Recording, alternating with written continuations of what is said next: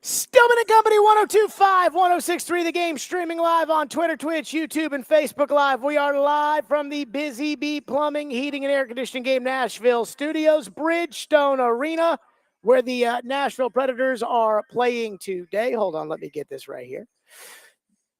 The Predators are in action today against the Edmonton Oilers without Connor McDavid, which, you know, if you're in the ticket selling business, that might be a bad thing. If you're in the trying to win a game business, I hate to say it, that might be a good thing. Ian is here today. Hello, Ian. Hello, how we doing? Outstanding. What happened to your tagline? Wait, what are we changing things up around here? Yeah. Why? We'll see, you know. You're the only person out there that got the season right for the Titans, and now you want to change things up? It's just, yeah, maybe a little change of pace. Okay, the most accurate pundit of the 2024 Tennessee Titans, ladies and gentlemen, Ian Safar. By the way, I got to give a lot of congratulations out but before we get going, and I got to give a big thank you out as we get going. Number one, thank you to all of you, the listeners, because while it's been a trying time out here in the Nashville sports scene, you guys have been behind 102.5 The Game, you know, in full force and unlike you have ever done it in the past. And that is across the board. That is not just this show, which set a Stillman and Company record, but it is the other shows as well. And I want to congratulate Chase and Joe, who are absolutely crushing it. I want to congratulate Robbie and Joe, who are continuing to crush it. And our midday show, you know, when Caroline left, they were at the peak that program, at least since I've been here, the peak that program had ever been. And with Adam in, they have just continued the momentum. And so thank you to you, the listener, but also congratulations to everybody here. Again, we have what I call a take shaming culture where we get after one another, but we love each other. And I'm really, really, really excited for all the success that everybody's been having. Okay, let's start with this. I'm calling it the Brian Callahan conundrum. You're going to say, what do you mean? The Brian Callahan conundrum. I listened to Brian Callahan hold a press conference. I went to the press conference on Monday. They got smoked by Detroit. And he got up there and he took accountability for it. He got up there and he explained what wasn't going on correctly. He got up there and, again, like he has done for the most part, shot everybody straight. I listened to him yesterday talk about quarterback development. And I came away from it and I'm just like, this guy, he is insightful. He gets it. I joke about the other guys not knowing football, but it sounds when you listen to him like he knows football. In fact, this was Brian Callahan yesterday. Listen to how he explains kind of the state of quarterback development in the NFL. And by the way, let me say, we cut this off at a certain point because he goes on for 3 minutes. This is about a minute and a half of Brian Callahan talking about the state of quarterback development in today's game. Brian, when it comes to the young quarterbacks in this league, we just saw a situation in Indy with Anthony Richardson being benched. You've been around the game for a while in quarterbacks. Do you feel like there is less patience, or does that kind of vary from organization to organization in terms of how they are setting up a quarterback for success? How long you guys want to sit here? I was just probably have a great long answer on that. No, I think there's a lot of things that go into that. There is, and I think before I speak on any of it, I think every situation is a little bit different. And every player and organization has different ways they go about it. So I'm not speaking for anybody, but I just think there's a couple of factors at play for some of the things that happen in the league. I think one, the quarterback position is the toughest position to play in sports. It's really difficult to play quarterback. And then it's even more difficult to play at a level that everybody wants their quarterback to play at. The top 4 or 5 guys in the league, everybody's searching for that. There's some of the factors I think are, there's the economic factor of having a young quarterback on a rookie deal that allows for financial flexibility. So you can build a better roster and not pay the quarterback what they're getting paid now, $60 million plus now, as a part of the whole picture of building a team. I think college football and NFL football are so dramatically different right now. There's very few like pro style offenses in college. There's a lot of things about what those guys do in college that works really well in college. And then there's a whole different level when you get here the biggest thing for me, like the protections, understanding protections, how to protect yourself, how to set protections, the pressures you see in the high leverage spots in games. So those are just some minor things, but there's also then now the patience part, which, as we all know, as I said the other day, there's not a lot of patience in pro sports in general. And sometimes it does take a little bit of time to learn all of those things. And again, we cut that off, but he outlines exactly what the problems are. He explains it in a way that I think is understandable for other people, which if you're a coach, that's important because you're talking to 53 guys on a daily basis. And I hear him talk, and I know he's smart. I hear him talk, and I know he's accountable. And then I watch the games on Sunday, and I see the coaching, and I think to myself, how can you be so stupid? You got the ball at the 1 yard line. We're going to throw it from the shotgun with Mason Rudolph 4 times. How can this team lack such accountability when the coach gets up there and answers every question that he's asked, no matter how tough of a question it is? He answers it. And it's not like Vrabel where he gets personal. How can these guys be as unaccountable? How can he have this special teams coach? And I didn't see the full press conference, but I did see clips on Twitter of Colt Anderson's press conference today. It was an unmitigated disaster. How can he have that guy on his coaching staff when I know he's much smarter than that? And that is the Brian Callahan conundrum. Somebody's got to explain this to me. When it comes to guys like Carthon and Brinker, I listen to them talk, and there's nothing there. Their podcast interviews, it's all about how great everything is. It's all about how great they are. It's all about how great their system is. It's, we checked every box. Okay. We are obsessed with winning immediately. Okay. The ball not bouncing their way. We need to be patient, but win immediately. I don't know what that means. But those guys are BS artists, so I get it. I understand why it's not working out from their player acquisition element because they're all out there. But again, with Callahan, it's like on Monday after a loss, he's accountable himself. That is, he's insightful, he's honest, and quite frankly, again, to me, he comes across as somebody who knows what they're doing and is in control of the situation and can be able to fix it. Yeah, there's the occasional BS from him too, like when he said it was hot that day at practice. But I've never once listened to Brian Callahan and thought, this guy doesn't have a clue. Then on Sunday, it's a completely disorganized, constantly mind-numbing, mistake-filled crap show. I mean, they have problems that a team with a rookie head coach shouldn't have. They can't even get the play calls in on time. They got to burn all those first half timeouts. On Sunday, it looks like he's an absolute dope, and that's every Sunday. So somebody help me out here. Where's the disconnect? Because I don't know the answer to this. Why can't Brian Callahan look like a good, organized coach on Sunday when Monday through Friday, again, he seems like a smart, confident, thoughtful coach? And then it comes to, we're going to figure out who to play at right tackle.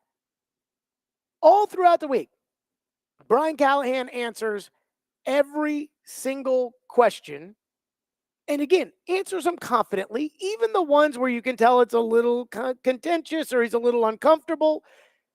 Sometimes he doesn't say things that I believe, but again, he seems confident in it.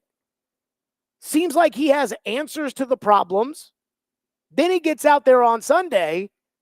And I just remember doing the pregame show a couple of weeks ago when we're talking about what the team's going to be here. And then and then it's like, all right, let's see who's inactive for today's game. And it's like, Leroy Watson's inactive? Wait a minute. The guy who started at right tackle last week, they give up a sack. He's inactive this week? Why? What, is he hurt? Is he what's going on? Oh no, they just figured that they'd go try somebody else. What? So again, when it comes to Amy, I know what Amy's faults are. I see it. even in the Mike Keith interview she did after she fired Mike Vrabel, even in the interview she did with Teresa Walker after she fired John Robinson, she answered questions with detached from reality responses. Well, we've got Rand, we've got cap space, we've got a good young quarterback. Okay. With Rand and Brinker, it's the ball didn't bounce our way. Okay. With Callahan, it's like this guy's got a actual, it feels like he's got his finger on the pulse. Then he goes out, coaches on Sunday. They can't even get a play call in. So somebody smarter than me is going to have to tell me what is going on here. How can somebody seem smart, seem like they know what they're doing, seem like they're in command of the situation, seem like they're the guy that can fix this, and then go out there on Sunday and be completely inept with coaches that don't know if it's pumped or stuffed? Somebody help me out. 615-737-1025, which is our phone number, 615-737-1025. And there's one thing that I feel like the local media doesn't feel that the fans do. And I think I feel it. And I think it's the biggest mistake the Titans made, period. And they still won't correct it. We'll get to that next. It's Stillman and Company, live from Bridgestone Arena, 1025 The Game.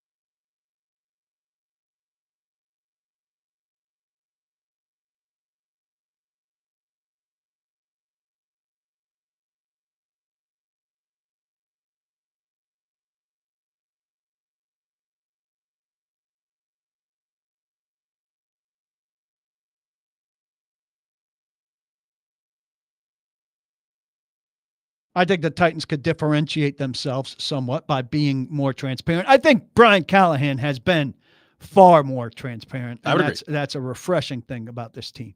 And Rand would be wise to follow his lead, but he tends to misstep when he speaks publicly. I also don't think the personnel question was about the quality of street free agents. That's not what he's asking. We all know that you're not going to go solve this team's problems. I think the question is more about like what you failed to do or what you assembled and what it's doing. There you go. That's Kaharski talking about, hey, I mean, can the Titans just, I don't know, be a little honest?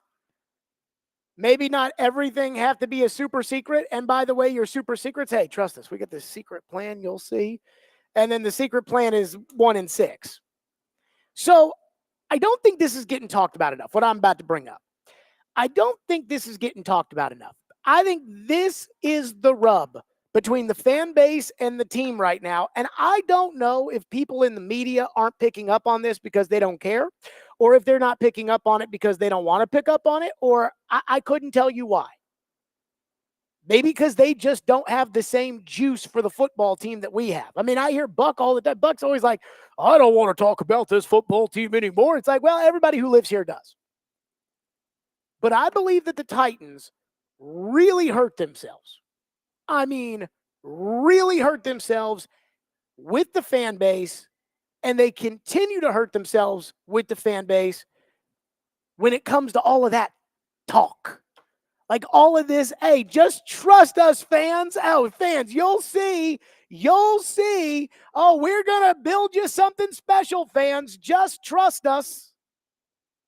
I think that's fine during the offseason because, again, there's no game to play on Sunday.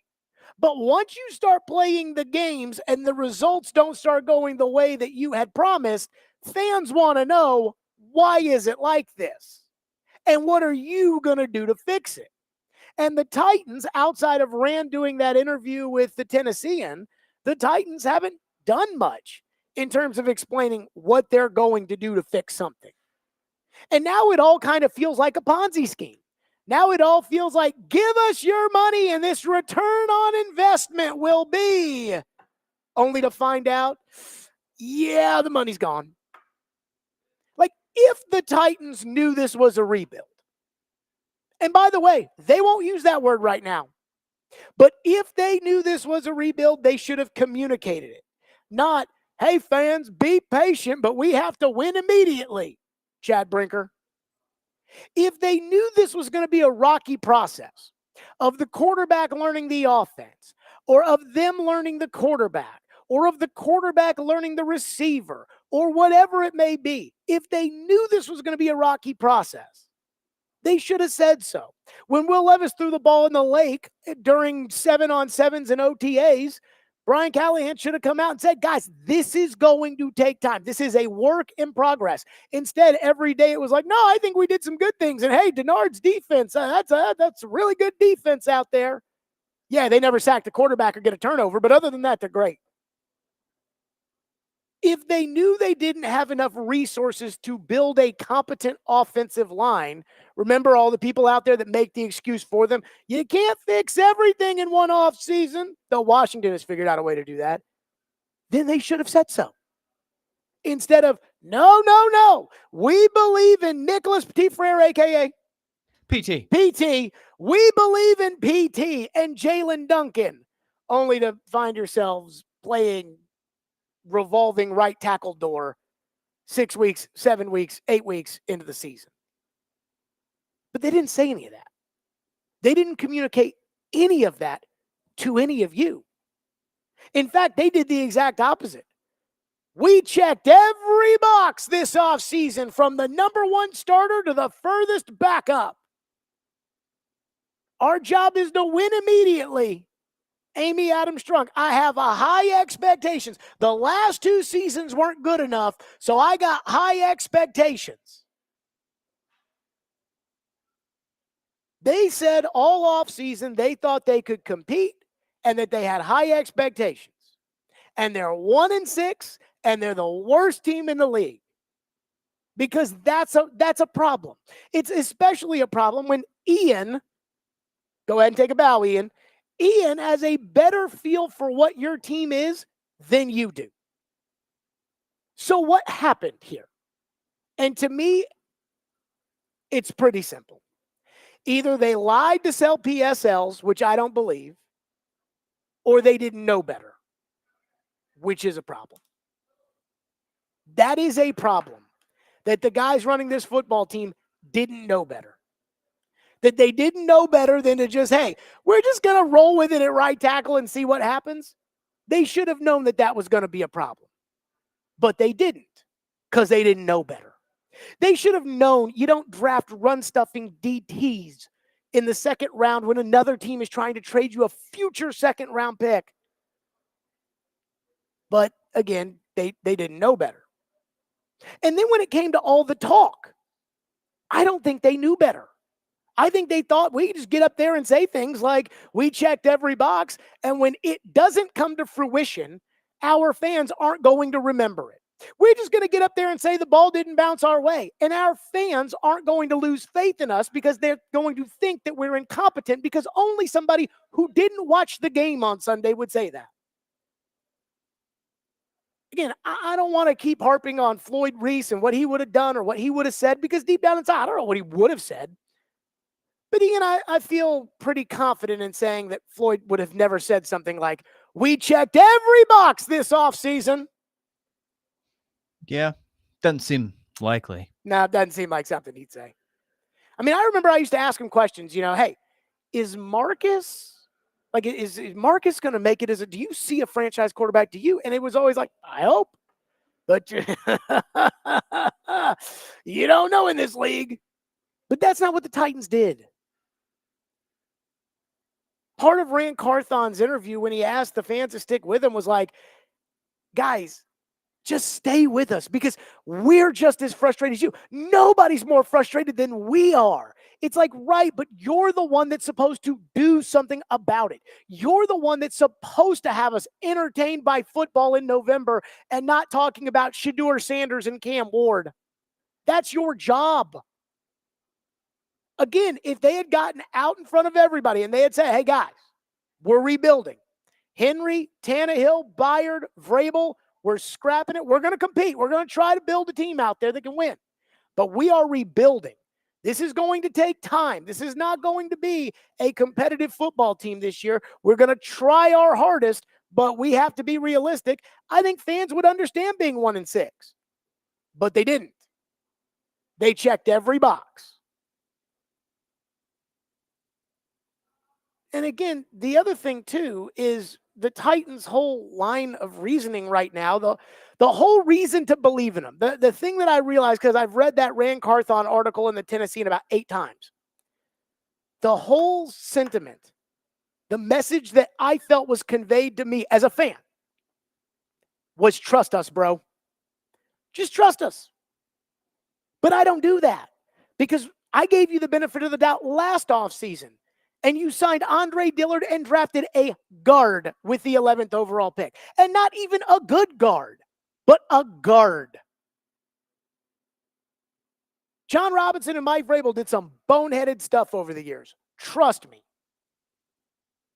But they always had a football team. Now, Vrabel the last year, not so much. But they always had a football team in the mix. This group spent a gazillion dollars. Talked all that, you know what, about how good they were, and they're dead to rights on Halloween. And their explanation again is, hey, just trust us, bro. Just trust us. So that next year, when they're 2-5, they can say, hey, it's a process, ignoring the fact that they've promised something totally different. It was an entire offseason of those promises. And that's the disconnect. That's the rub. That's why 49% of the people voted for me to be the general manager of this football team over the people that are doing it now. And I don't think the Titans seem to understand. Like, that is a problem. I think they just sit there and think, hey, let them eat cake. Ball didn't bounce our way. Suck it up. Trust us. And as a Titan fan, again, I don't think this bothers people in the media. You know, Joe Rexrode's a Lions fan, Robbie's a Packer fan, and I'm not singling them out because I think they do their jobs very well. But as a Titan fan, it is so discouraging to know that, hey, you know what? Just trust us. Why? Everything you've done sucks. Why would I trust you? And then they don't really feel the need to explain why you should trust them. And then they run and hide. Amy doesn't talk. Brinker doesn't talk. Rand did do an interview, but, you know, where's the press conference? Where's the letting everybody ask questions? Where's the taking it from all angles, not 3 minutes in the corner of the locker room? And then they put Brian Callahan out there, and he's the one that has to eat the crap. And again, this all goes back to what was promised and what hasn't been delivered. And the fact that there's no culpability for why it hasn't been delivered. And I got to say, and I got to be totally honest with you, not only is there no culpability, there doesn't seem like there's really any remorse either. 615-737-1025, which is our phone number, 615-737-1025. And if we are in the tanking camp, I think I might have some bad news for you. I talked to somebody in the league. We'll get to it next. Stillman & Company, 1025 The Game.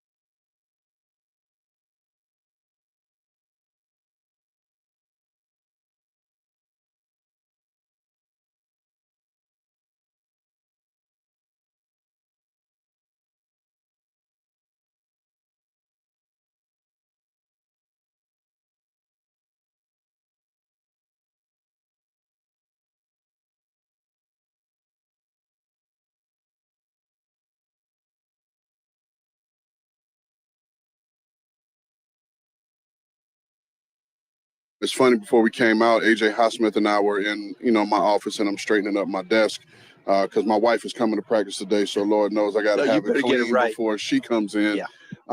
And I was looking at the sheet that the offensive staff had broke down in terms of our needs going into the offseason. And, we could, I'll show you guys later, but we literally checked every single box. Wow. From what we felt like we needed in starters to the furthest backup. And we were able to hit every single one of those. So, and that's what we really set out to do. Really set out to, wasn't necessarily like, hey, we got to flip this roster, but it was like, let's fill these holes and these needs that we have. We checked every box, Ian. Every single box. That's what they said. That's an oldie but a goodie. I got to tell you, Rand doesn't talk very often, but every time he does, there's always one or two in there. Let's do some phones, which are driven by WilsonCountyHyundai.com. Matt from Nashville says, I wonder if Ian is getting annoyed that his early season prediction has turned into a Jared point of complete evidence that he is the smartest Titans fan. When you say he is the smartest Titans fan, you talking about me or Ian? I don't know. Ian, are you annoyed by the fact that I consistently bring up the fact that you were by far, or I guess I should say by one game, by far the most accurate polling Titans pundit of the 2024 offseason? I wouldn't say annoyed is the word, but maybe, no, I guess not. Not annoyed, no. Do you feel validated? No, not really. So what do you feel? Maybe I just got lucky. Oh, come on.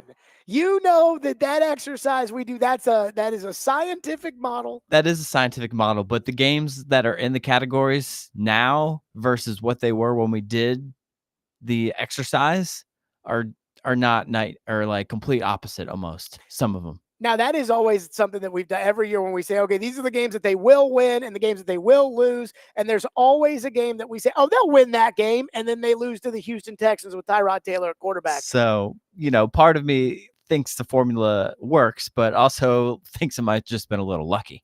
I'm just saying, Ian Safar, number one Titans polling pundit of 2024. Let's go to Mo, who's up next here on our program. Mo, thank you for calling and thank you for waiting. Go ahead, Mo.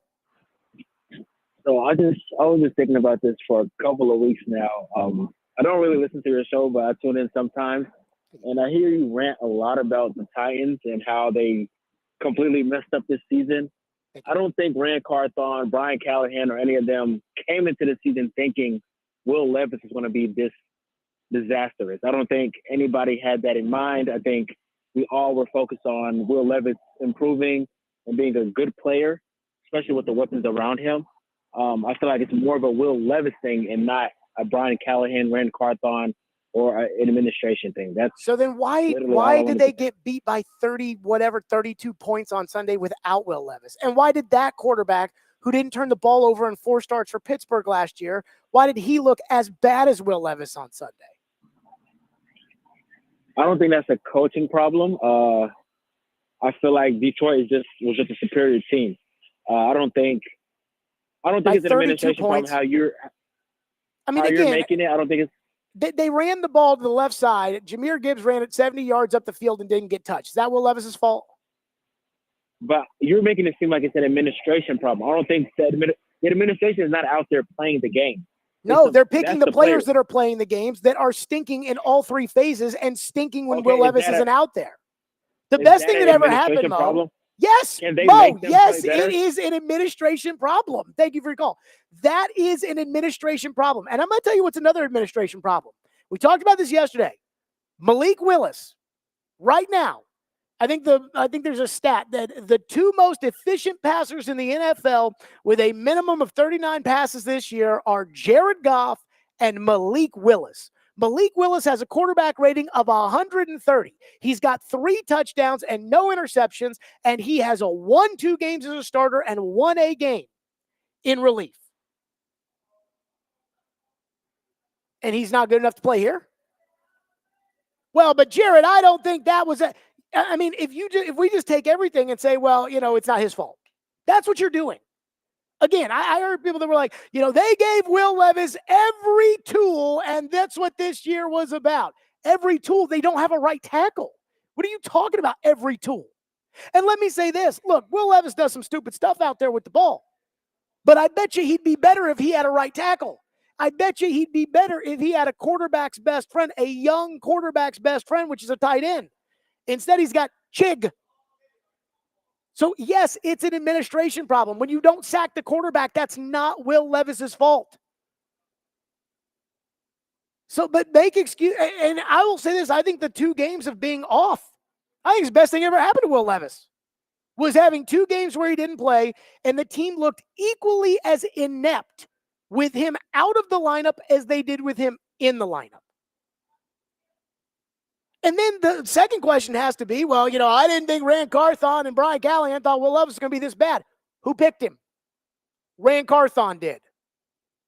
So, I mean, Ben's up next. Thank you for calling. What's up, Ben?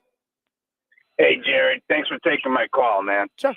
So I'm going to keep this short and sweet. First of all, that last caller clearly listens to the other shows that go on in the station throughout time. But, I'm just going to tell you, a lot of people aren't going to say this to you, and they probably should.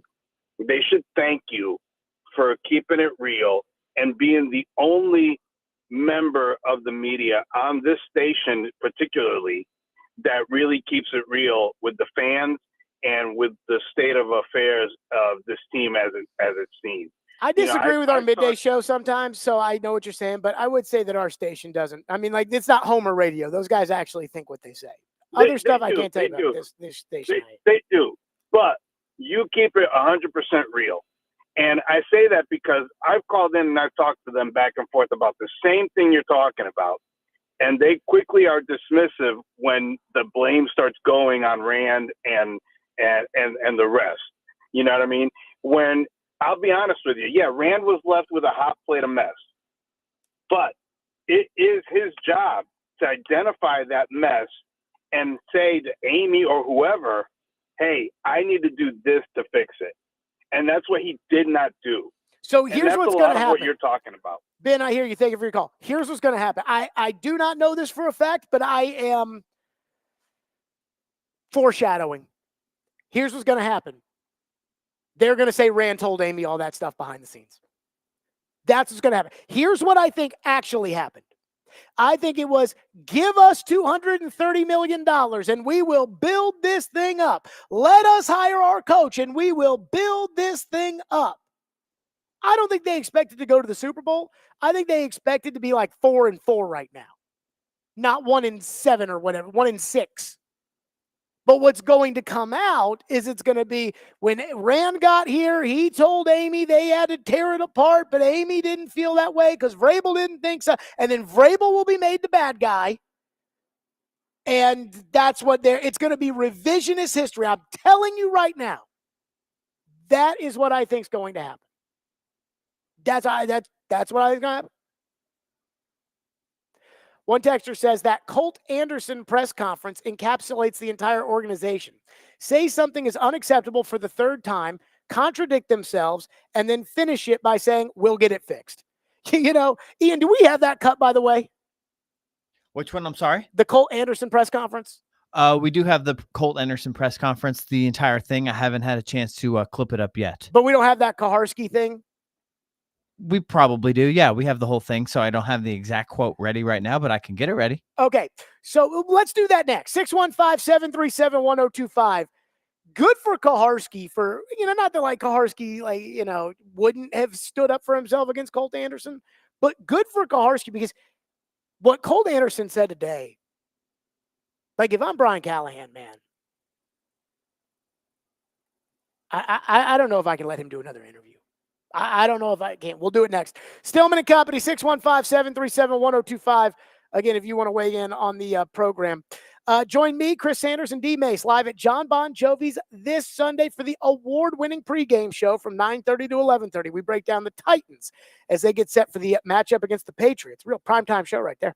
The award-winning pregame show is presented by Parman Tractor and Equipment, Sundeck Nashville, Sloan's Motorcycle ATV, and award-winning Blue Note Juke Joint and Blue Note Crossroads Bourbon.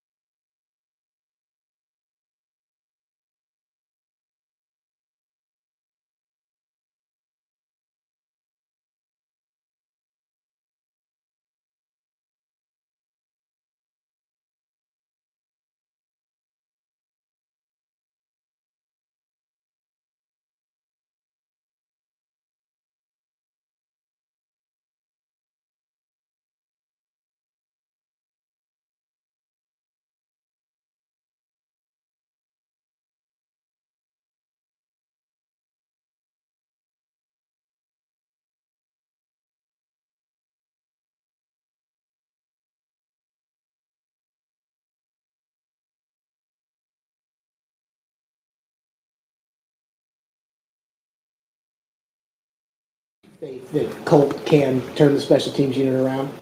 I mean, Colt's played a lot of football in the NFL too. He played for 8 years as a player. He was under one of the best special teams coaches in football, I think, in Darren Simmons in Cincinnati. So he's got the experience and the wherewithal to understand where the special teams issues are. And then you got Anthony Levine in there with him, who also has seen a lot and played a lot and under John Harbaugh in Baltimore. So those guys got great special teams experience. They understand what they're looking at and what there is, and we have to do a better job all the way around. But those guys know special teams, and they know what the solutions are, and we have to make sure we implement them and do them because I think they're good young coaches. But again, they're young coaches too, just like there's a couple of us are, and we have to do a better job all the way around. Yeah, no, Colt Anderson, he played in the NFL. He must be good. A lot of guys played in the NFL that I wouldn't let anywhere near my football team. So I kind of struggle with that one. But he was under. Who was the Dalton Simmons, who's the best, he's the best special teams coach, even though none of us have ever heard of him. But he's the best special teams coach out there. So he and Anthony Levine, they played a lot of football. So they know special teams. So I believe in them. Okay. Okay, well, you would know better than us. So on Thursdays, the coordinators talk, and it is league mandated that coordinators speak. Thus, Denard Wilson gets up there, and Nick Holtz gets up there, and Colt Anderson gets there. Normally, nobody ever cares what the special teams coach says because who really cares unless it's a complete and total tire fire, which is what the Titans have right here. So this is the guy that Brian Callahan decided to bring over from Cincinnati, make his special teams coach, and is now sticking his neck out for when, again, there's enough that's gone wrong on special teams to get this man fired. 2 blocked punts. They can't get lined up right. They didn't know the rules in Miami. And then, of course, last week with Khalif Raymond almost setting an NFL record. And this was Colt Anderson today at the press conference. If you grade one of the guys, his effort or performance as unacceptable in 3 out of 7 games so far in the season, what happens to that? I don't think it's 3 out of 7 games. This last game was kind of an anomaly. We got beat, and it's unacceptable. We got to play with our hair on fire, and we will. But you stood there and said the special teams performance three times when you've met with us after a game, you've said it's unacceptable.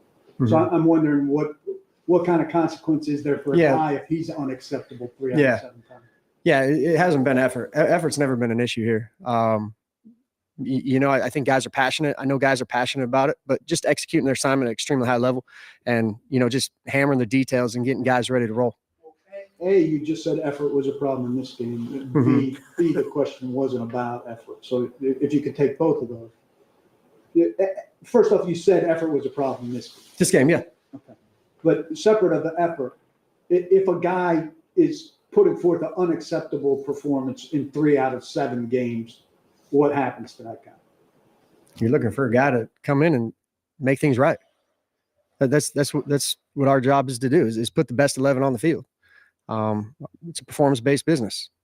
So you got to go out there and perform. By the way, that guy could be Jimbo Fisher's son. Anybody else hear that? Oh, it's performance-based business, and we got to get out there, and we got to.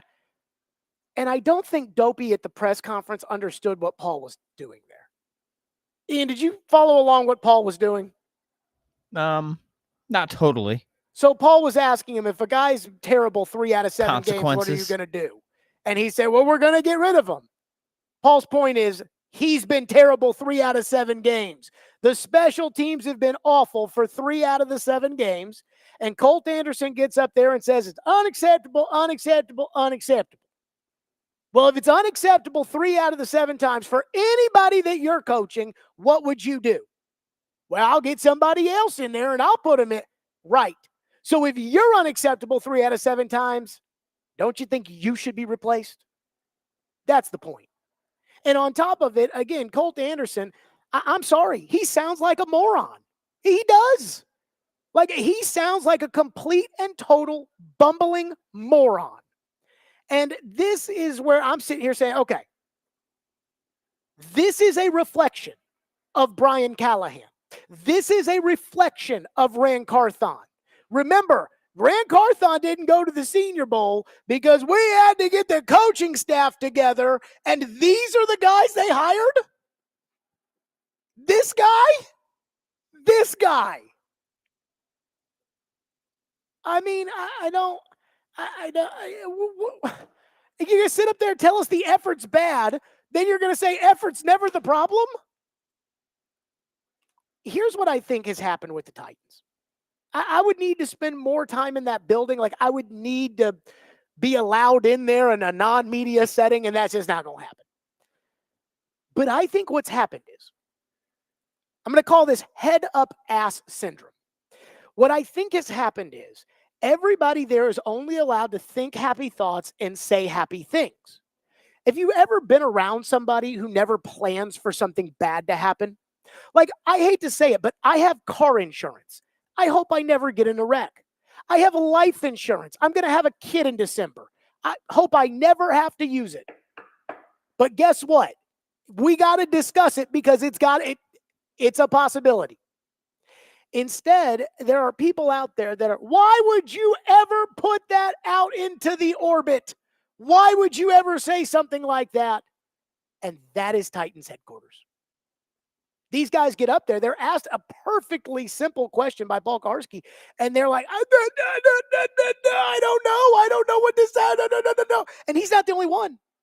We played cuts a couple of weeks ago of Denard Wilson talking about how great Jeffrey Simmons is, and Paul followed up with, if he's so great, why isn't he sacking the quarterback? And Denard Wilson was stopped like, holy crap, I wasn't prepared for that. He was like, well, he's doing the best he can. Again, this coaching staff, like, they look like, it sound like morons. And I'm sorry, you can't listen to that and not think that guy's a dope. And if your coaches are dopes, what's that say about you for hiring them? And then for you for defending them. So I'm sorry, it's a train wreck around here. I know it's a rebuild. Maybe we can rebuild with some smarter coaches. Maybe that would help things out. Colt Anderson. What a dope. What a dope.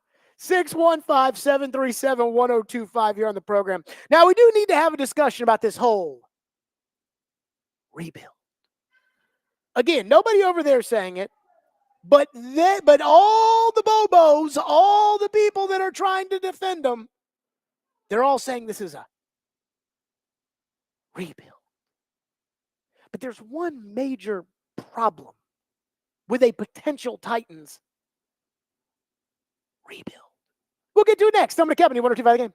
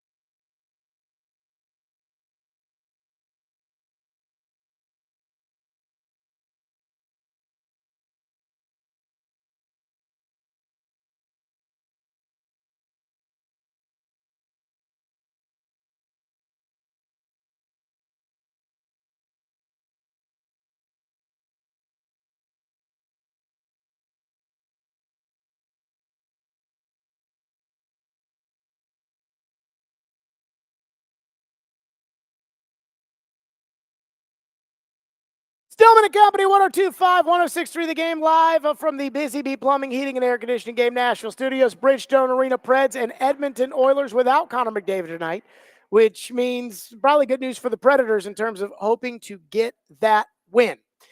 So we got to have a talk. We got to have a discussion, a caucus, a whatever. It's Halloween, and we know the Titans have no chance. It's Halloween. And we have this, we know that the season's over. We have no hope. Robbie Stanley and I've been texting during the break. Robbie's like, Titan fans should hope that they get demolished on Sunday against the New England Patriots. And that is a sentiment that as a Titan fan, I share. And so we got to have a talk about the rebuild. You know, Willie Donick every day is like, it is a rebuild. And it's great that he thinks that, but they've never used that word. They don't use the word rebuild. Brian Callahan hasn't used it. Rand Carthon hasn't used it. Now, he talked about how we got to flip the roster the way that we got to flip the roster. We need the extra picks, like a 7th rounder. These day 3 picks, they're going to make a difference around here. Yeah. Woo!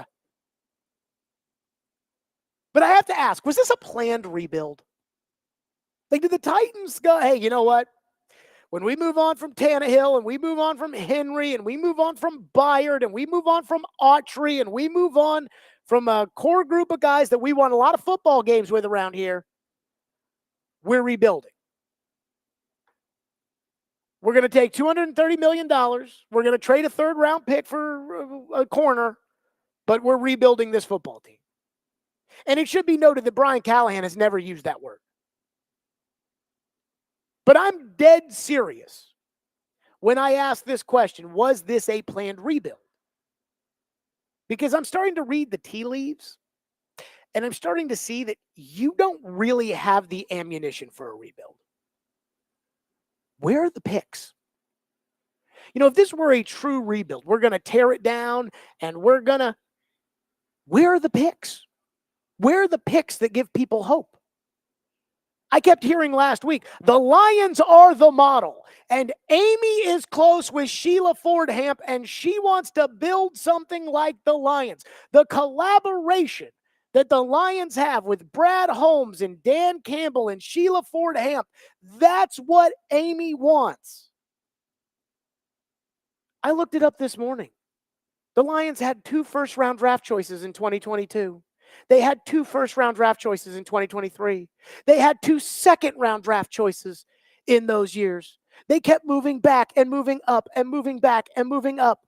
And they had extra picks to look forward to. What extra picks do you have? An extra 4th? Woo.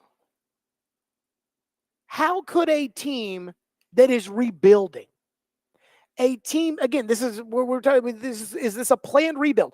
How could a rebuilding team possibly explain why they would turn down the Rams package? And I know for a fact that the Rams offered the package. How could they turn down the Rams package for Tavondre Sweat's pick? The Rams offered 2 second-round picks and a 5th-round pick. Again, Rand's out there bragging to the Tennessean about how they got 3 extra day 3 picks. So I would think an extra 5th-round pick would be important to him. But they're sitting there. The Rams offered 2 second-round picks and a 5th-round pick to move up to 38 for the pick that was Tavondre Sweat. And the Titans turned him down to take Sweat, a run-stuffing DT who has 0 quarterback hits. 0. Does that sound like something a rebuilding team's doing? That doesn't make any sense to me. Why would a rebuilding team trade a 3rd-round pick for an injured corner? Why not trade back on the Latham pick? Again, there were tackles available. Now, you might not have thought that he was the best tackle, or you may have thought he was the best tackle. And so, well, if we, drop down to Fashanu, or we drop down to Fuaga, or we drop down to one of these other guys, they're not going to be as good as Latham. But again, if you're rebuilding, you don't want to have the best left tackle. You want to have a good left tackle, but you need to fill those holes. Why not trade that pick down?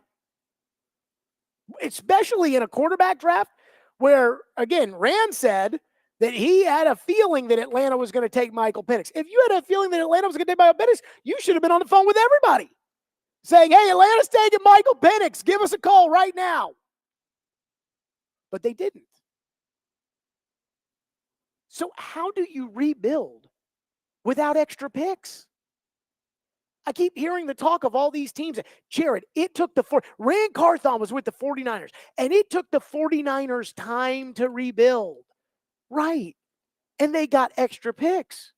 If you remember correctly, they swung a deal with the Bears to go from 2 to 3 so that the Bears could draft Mitch Trubisky, as crazy as that sounds, so that they could draft Mitch Trubisky. They got the extra picks. That allowed them the ammunition to trade for Jimmy Garoppolo to start the rebuild. What's the MO here? You don't have any future first-round picks other than your own. You don't have any future second-round picks other than your own. So I have a really hard time. You don't even have a third-round pick this year because you traded it again for an injured corner so that he could play right now, and he's hurt. This wasn't a rebuild. And yet I keep hearing, it's a rebuild. It's a rebuild. And then I hear, well, they decided to go all in around Will Levis, and it's blown up in their face because Levis stinks. And that's a convenient narrative, except for the fact that if Levis was the singular problem with this operation, then they would have looked better in the last 2 weeks. Which again takes me back to what's going on here. They're moving the goalposts. And it was hey, Ran and Mike are going to collaborate and build you something special. You'll see. This team is not rebuilding. What was it? Vrabel was asked, are the Titans rebuilding? And Vrabel said, you don't rebuild in the NFL. They definitely weren't planning to rebuild. They took a guard in the first round.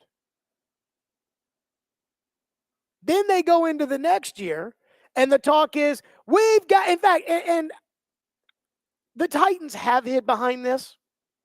So it's more the fans, like the fans that always want to believe that the answer's around the corner. It's really more from them than it is the team, but the team has hid behind this. This time last year when everything was going to pot, it was like, well, hey, we've got $100 million in cap space next year. We're going to go get T. Higgins. I heard that from everybody.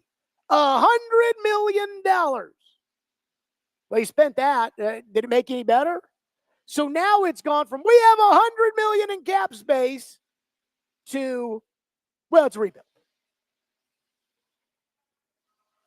I mean, do you get to keep doing that?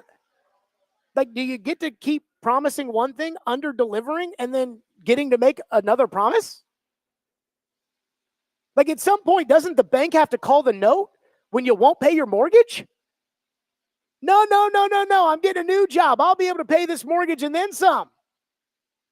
Because that's what it feels like's going on here. And again, I keep getting told this is a rebuild. Hey, rebuild. Then why don't they have any extra picks? Arizona, a rebuilding team. Again, last year, Arizona said, we're rebuilding. That's why they got rid of DeAndre Hopkins, because they tried to trade him, and nobody in the league wanted to trade for DeAndre Hopkins, so they cut him. Because they were like, we don't need DeAndre Hopkins. What good does that do for us right now? But what did Arizona do last year with the number 3 pick when they were going through a rebuild? They traded it. They knew they were rebuilding. They said, hey, we need the picks. They loved Will Anderson. Loved him. That was the whole reason they got such a haul from the Texans, was because they knew, hey, Houston wants Will Anderson, and we like him too. So I'm sorry, like, we're going to take him unless you just give us the world. And they did, because that's what rebuilding teams do. When John Robinson took the job and they had the number 1 pick, what'd he do? He traded down to get more picks, because that's what rebuilding teams do. This team has no picks. And then Rand tries to brag in the Tennessean about, hey, We got the day 3 picks. We're going to turn this roster around with these 8 picks. We came in with 5, and now we've got 8. And the value of the 3 picks they've acquired equals a high 4th round pick. A high 4th round pick is not going to transform the Titans. That's not a rebuild piece. A rebuild piece is the 33rd pick in a draft. The Titans, when they rebuilt last time, they had 3 second-round picks and 2 first-round picks. So I don't get it. I find it hard to believe that the Titans were rebuilding going into this year. This is what I think happened, and you can get mad at me if you want. This is what I think happened. I think the Titans thought that they could be good. I think that they thought they had the money. I think that they thought they had the coach. And I think that they had a talented quarterback whom they could nurture through to be competitive this season. The problem is they did not spend their money well. They did not draft for value at 38 when it comes to a run-stuffing DT. And the coach is a train wreck. And subsequently, the quarterback has been pretty bad too. Basically, what I'm saying is everything that they thought was going to happen, the opposite has happened. And now it's a scramble to change the narrative as to why it's acceptable. And some of you are dumb enough to believe it. But I'm not. Just like this was supposed to be a great collaboration between Rand and Mike, has now turned into this fakakta who knows what with Brinker and Carthon and Amy and Callahan and Bill Callahan. And it's been an utter failure. It has been by no means a success at all. And now they're trying to move the goalpost to tell you there's something that they're not. And I would too, because the alternative is reality, which is that the Titans don't know what they're doing. But you can tell me all you want this is a rebuild. Why didn't you trade down in the second round? Why'd you trade a 3rd round pick for an injured corner? Why don't you have any good future picks outside of your own? Because that's what rebuilding teams do. This is what bad teams do. Lie to themselves. 615-737-1025. And for all the excitement about tanking, I talked to somebody in the league today, and we got a problem. We'll get to it next. Stillman and Company, 1025 The Game.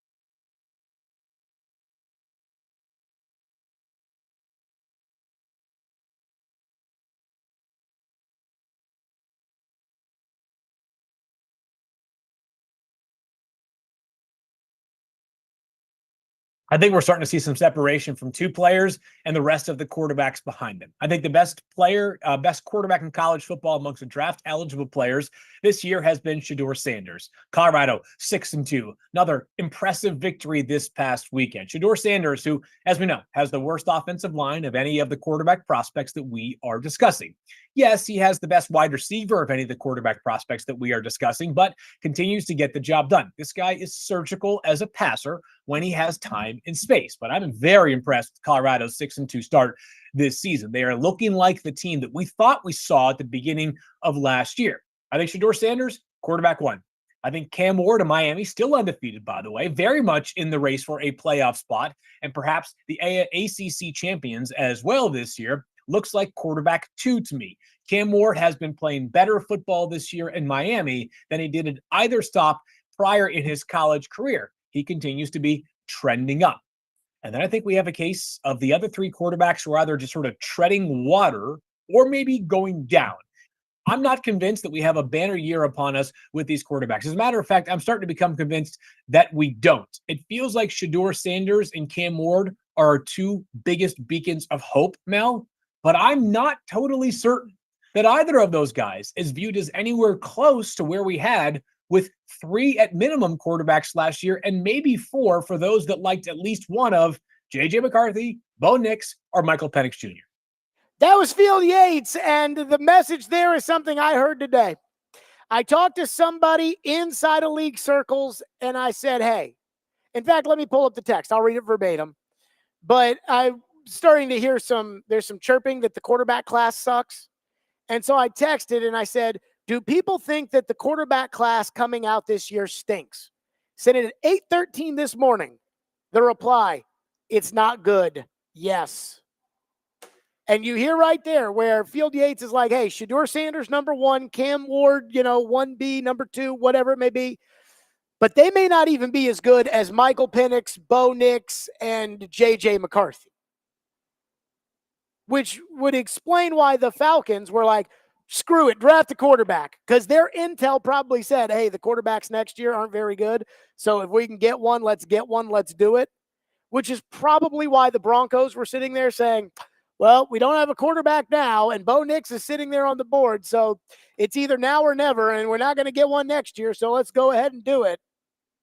And if you remember, if you watched the Hard Knocks offseason covering the Giants were on the phone calling the Patriots, trying to move up from 6-3, and they were willing to give up their first-round draft pick this year in order to move up from 6-3. So they were going to give up 2 number ones, and they were going to move up to 3 to take Drake May because they wanted a quarterback.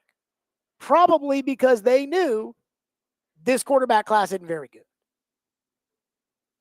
Which then probably makes this football season, this rebuild out of thin air, this, we're going to be good, Jared. You'll see we've checked every box. And then all of a sudden it's, we're rebuilding. This rebuild out of thin air, it makes it less excusable. It'd be one thing if you got to the middle of the year, when Brian Callahan was with the Bengals. Brian Callahan came out yesterday and said, I have never been in an organization that tanked. And I heard that in my head, and I heard Bill Clinton say, I did not have sexual relations with that woman. Because when Brian Callahan was in Cincinnati, Brian Callahan's team benched Andy Dalton to play Ryan Finley. You can say, who the hell's that? That's right. They played Ryan Finley over Andy Dalton. And it helped them get Joe Burrow. There isn't a Joe Burrow out there this year. Now, maybe, again, we've heard bad quarterback classes. Like we heard Mel Kiper Jr. and all those guys tell us that 2017 was a bad quarterback class. And then it ended up producing Mahomes. 2022 is a bad quarterback class. Brock Purdy seems like he's going to get a second contract. But it's not like there's a Trevor Lawrence sitting there in terms of prospect caliber that's like, everybody, hey, if you got to suck, this is when you want to suck. Because, again, Field Yates, one of ESPN's top draft analysts, he's telling you, I think Shedeur Sanders and Cam Ward might be more in the Michael Penix and Bo Nix discussion than they are in the Jaden Daniels, Caleb Williams discussion. And again, that makes this depressing season even more depressing, which is, man, at least if you're going to stink, you can get a quarterback, but maybe this year, even the quarterbacks that are there aren't that good. And then with Shedeur, you got to deal with the immaturity questions surrounding everything that he's said and done at Colorado and the Dion questions and everything else. So it's almost like this is a bad year to suck, too. This is a bad year to sit there and try to gaslight yourself into thinking you had a good team. It's a bad year to hire an incompetent special teams coach. And it's a bad year to be absolutely terrible. Robert is up next. Our phone line is driven by WilsonCountyHyundai.com. He's been waiting patiently. Robert, go ahead. What's up, Jared? Big fan, dude. How's it going? Thank you. Go. Awesome. Hey, listen, I 100% agree with everything that you say. That's kind of the reason why I always tune in every day to hear you talk. So, like, going into the season, it was kind of like a 50-50 in my opinion, and hopefully you can agree with me about this. So we obviously essentially spent a ton of money this offseason and kind of made it look good on paper. And we obviously went into this year and everything absolutely sucked. The quarterback sucked. We all knew that was going to happen.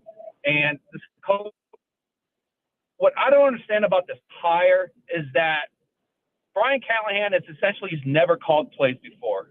And he's always been an offensive coordinator and a second fiddle to the head coach, but he's never called plays. And then going into this year, being a first-time play caller, you can kind of see the mistake that he's done. And to me, as a fan, it's just disappointing that we decided to hire someone that's kind of always been a second fiddle to the head coach. And it's shown on every day, every Sunday, that he just essentially can't coach his team well. The quarterback sucks. It was a 50-50 to begin with this season, and we got the crappy part of it. And at the end of the day, hopefully we can get a good draft pick. If not, hopefully we can get rid of everybody, including the GM, the coach, the quarterback, and start all over. Because quite frankly, wouldn't you want to do that? Wouldn't you want to do that even if you got a good draft pick? Yeah, I mean, I want to get rid of everybody because it's not showing. And Brian Callahan, I mean, he might be a good coach, but he's not the guy. And we've seen it every week. I mean, obviously, Will Levis has not helped the cause, but you can tell by his play calling and what he did, doing 4 passes in a row instead of running the ball on first and goal line. I mean, that's the kind of crap that I'm talking about. It's like, why did we hire someone that's always been a second fiddle to a head coach? So I don't necessarily have a problem with that. Thank you, Robert. Again, this is kind of the trend of the league, right? McVay was never a head coach when he got the job. LaFleur was never a head coach when he got the job. And so, like, people want to be like Shanahan and McVay. Now, those guys did call plays, and Brian Callahan never did that. And Brian Callahan's management of the coaching staff, I think, has been a train wreck. And I think it was a disastrous idea to take all these guys that have no experience. Nick Holt's never been an offensive coordinator. Denard Wilson never been a defensive coordinator. Cole Anderson never been a special teams coordinator, and say, all right, we're going to do this together. This ain't kindergarten. This is the NFL. Like, this ain't a daycare. We're not all learning at the same time. If you remember, Sean McVay hired Wade Phillips, the oldest pawpaw you could find to run the defense, because McVay could then say, here's the defense. And I think that's what should have happened here. In fact, that's what I wanted to have happen here. And then they were like, no. We got these coaches that are way better and way smarter than everybody else. I don't think Callahan's a problem. I think he's a problem. I don't think he's the problem. Again, I think an experienced football personnel guy would have said, we need a right tackle. But my dad said, I know, but we need a right tackle. And he didn't get one. And I think that's a problem. This everybody working together thing, I think it's great, but at some point, somebody's got to have the cojones and the knowledge and the wherewithal to be able to actually put it together. And in this operation, it's all everyone's left holding the bag. Well, really, the fans are the ones left holding the bag because they just get gaslit by the organization and the organization's media arm and everything else. And it's like, no, it's okay. And I don't think it's okay. But I don't think that Brian Callahan is the problem here. I think he's a problem. I don't think he's the problem. 615-737-1025. More of your phones here on the program if you want to weigh in. Coming up next, There is something that Trevor said. And you know I love Trevor. But a lot of people seem to believe this. And I don't. And it can't be true on multiple fronts. We'll get to it next on your phones. It's Stillman and Company on 102.5 The Game.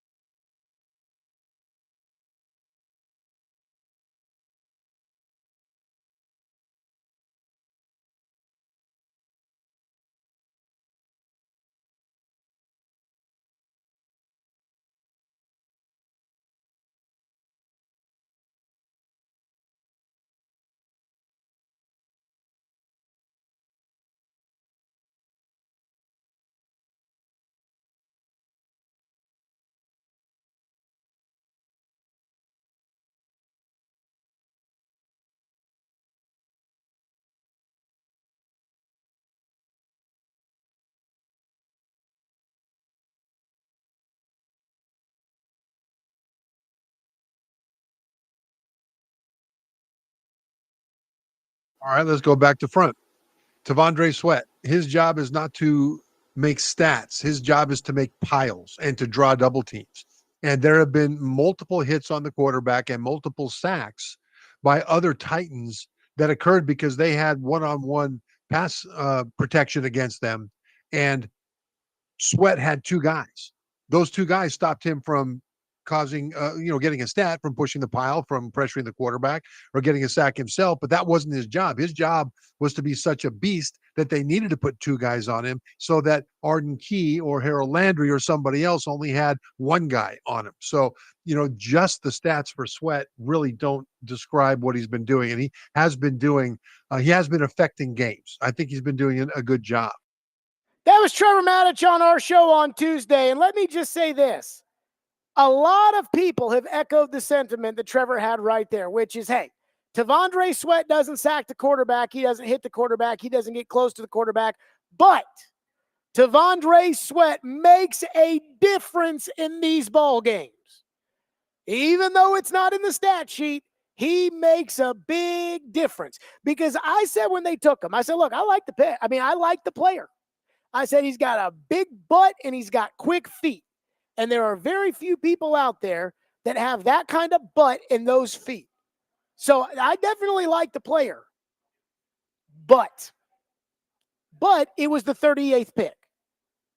And the 38th pick in the draft, in any sane organization that knows football, has to be somebody who either scores touchdowns or who gets to the quarterback and plays on third down and in 2-minute drills.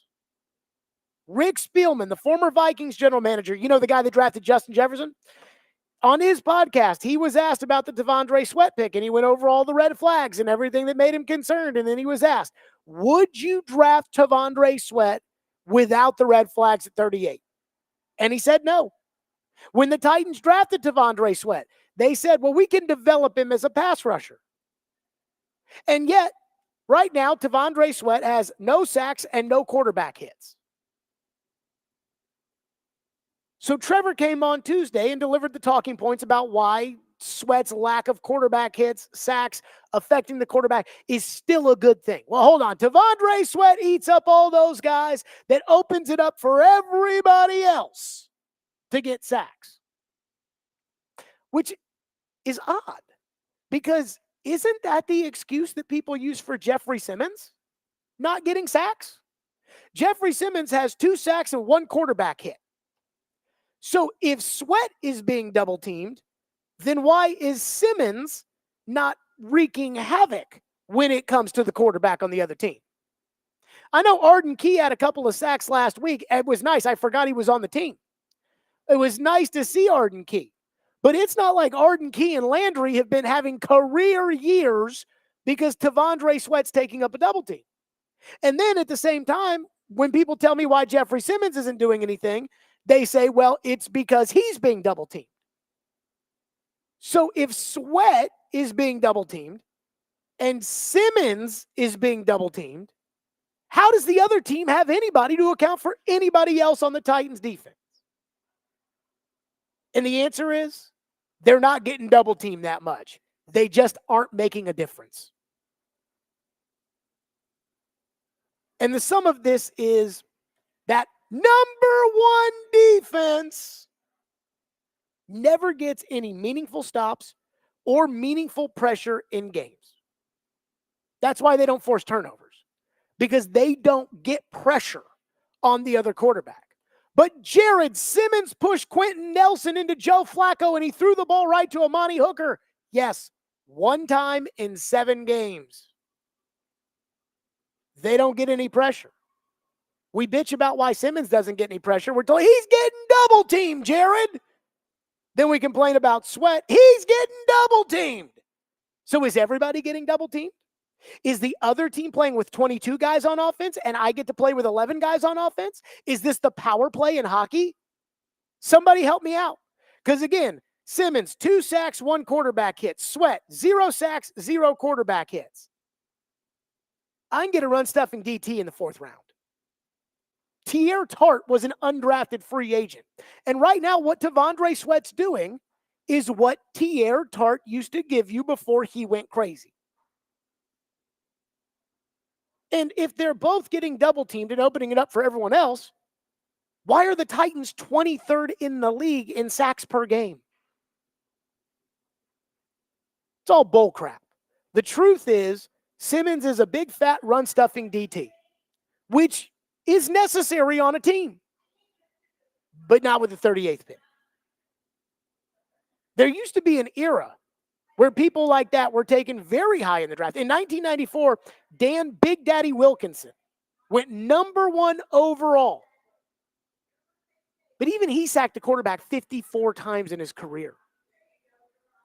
So I love Trevor.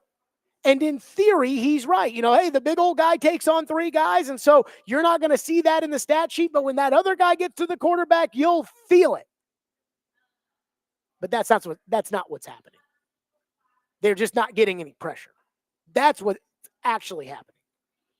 Because if Sweat was making that kind of impact, you'd notice it. And you wouldn't have to fabricate the exact same lie that is being told for Jeffrey Simmons for Tavondre Sweat. And I know he was great in the Dolphins game. The Dolphins are terrible, and he went up against Aaron Brewer. Congratulations. Now, against real NFL players, we don't even know that Tavondre Sweat exists. And at the 38th pick, you can't have a run-stuffing DT. You can't do it. Somebody just says onto the YouTube chat, Kevin Dodd was the 33rd pick and had 1 sack. Right. Because with the 33rd pick, you take a pass rusher. Now, look, you're not going to hit every draft pick. But what I'm talking about is the value of the players you're taking. This is why you don't take guards at 11. Every draft pick you take is not going to hit and be successful. But you don't take run-stuffing DTs that you can get as undrafted free. You don't take that 38th. And they didn't take that 38th. They thought there was more in Sweat's game. They thought Sweat would be getting to the quarterback. But just like with everything else, they thought they're wrong. Let's go to Dave in Mount Juliet, who's up next here on our program. Has been waiting patiently. Dave, thank you for calling. Go ahead. Hey, Jared, I got an idea. So this year obviously is very bleak. And unfortunately, we don't have the prize at the end of a great quarterback. Even if we had Shador Sanders, I wouldn't take him. I don't think he's a nice college quarterback. I don't think he's a pro. What I would do, whatever high draft pick we have, trade out of it. Stockpile picks, bolster our offensive line, roll back 1 more year with Will Levis. You know, he's on the rookie contract, and just fix other areas of the team with multiple draft picks. You know, if we're in the top 3 of the draft, we're going to get this year and next year's number 1 from somebody. So, you know, build it up, and then the following year we go after our quarterback. What do you think about that? Are you keeping the same people to do this, or are you going to have some new GM come in and oh no. Heck no. We need to clean house.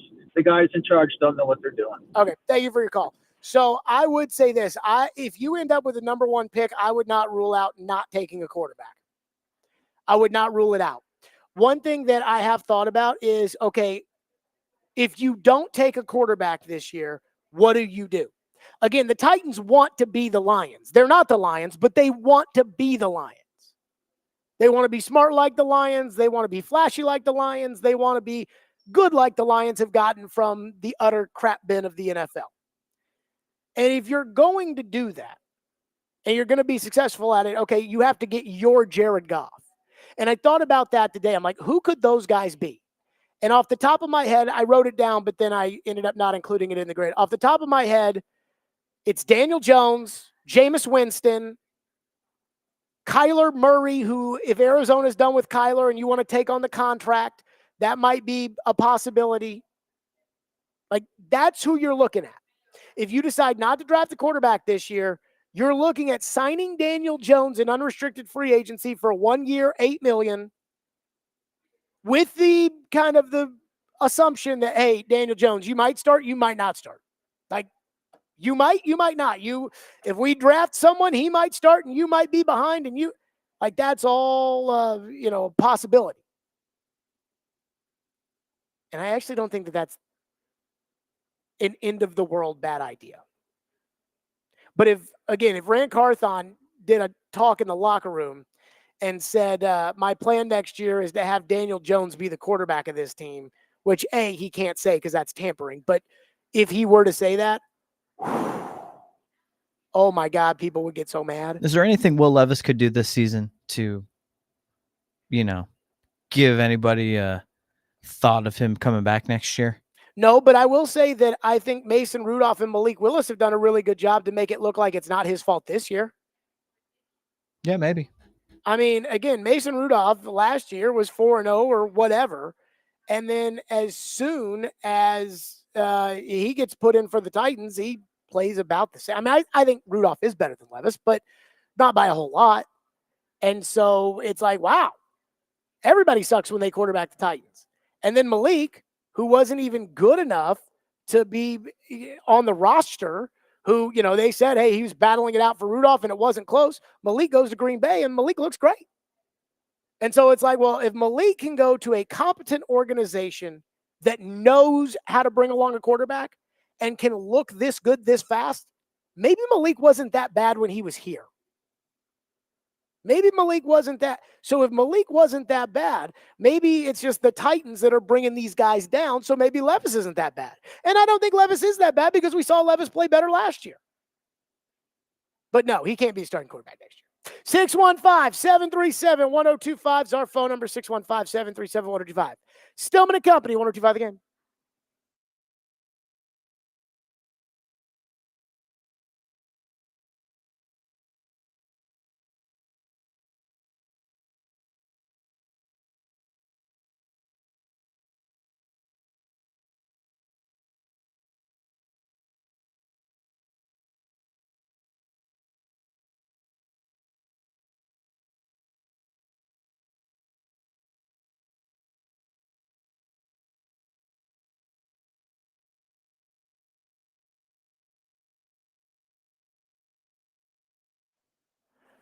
Want to tell you about Hiller Plumbing, Heating, Cooling, and Electrical. I love Hiller. They take great care of my home. They can do the exact same for you. And I see that Hiller logo right there at center ice here at Bridgestone Arena. I absolutely love Hiller, and you will too.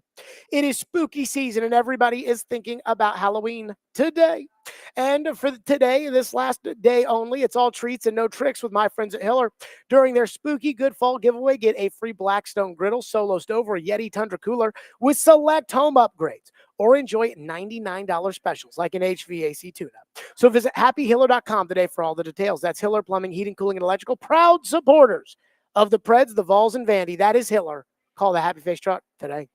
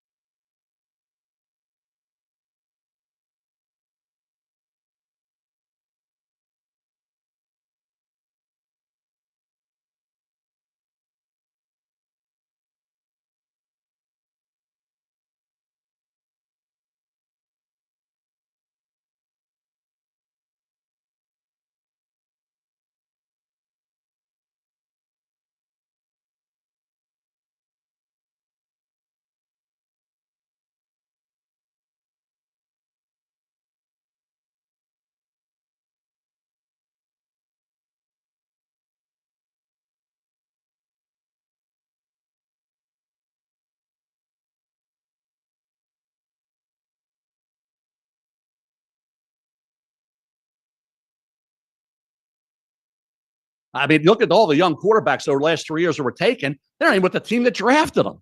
I mean, come on.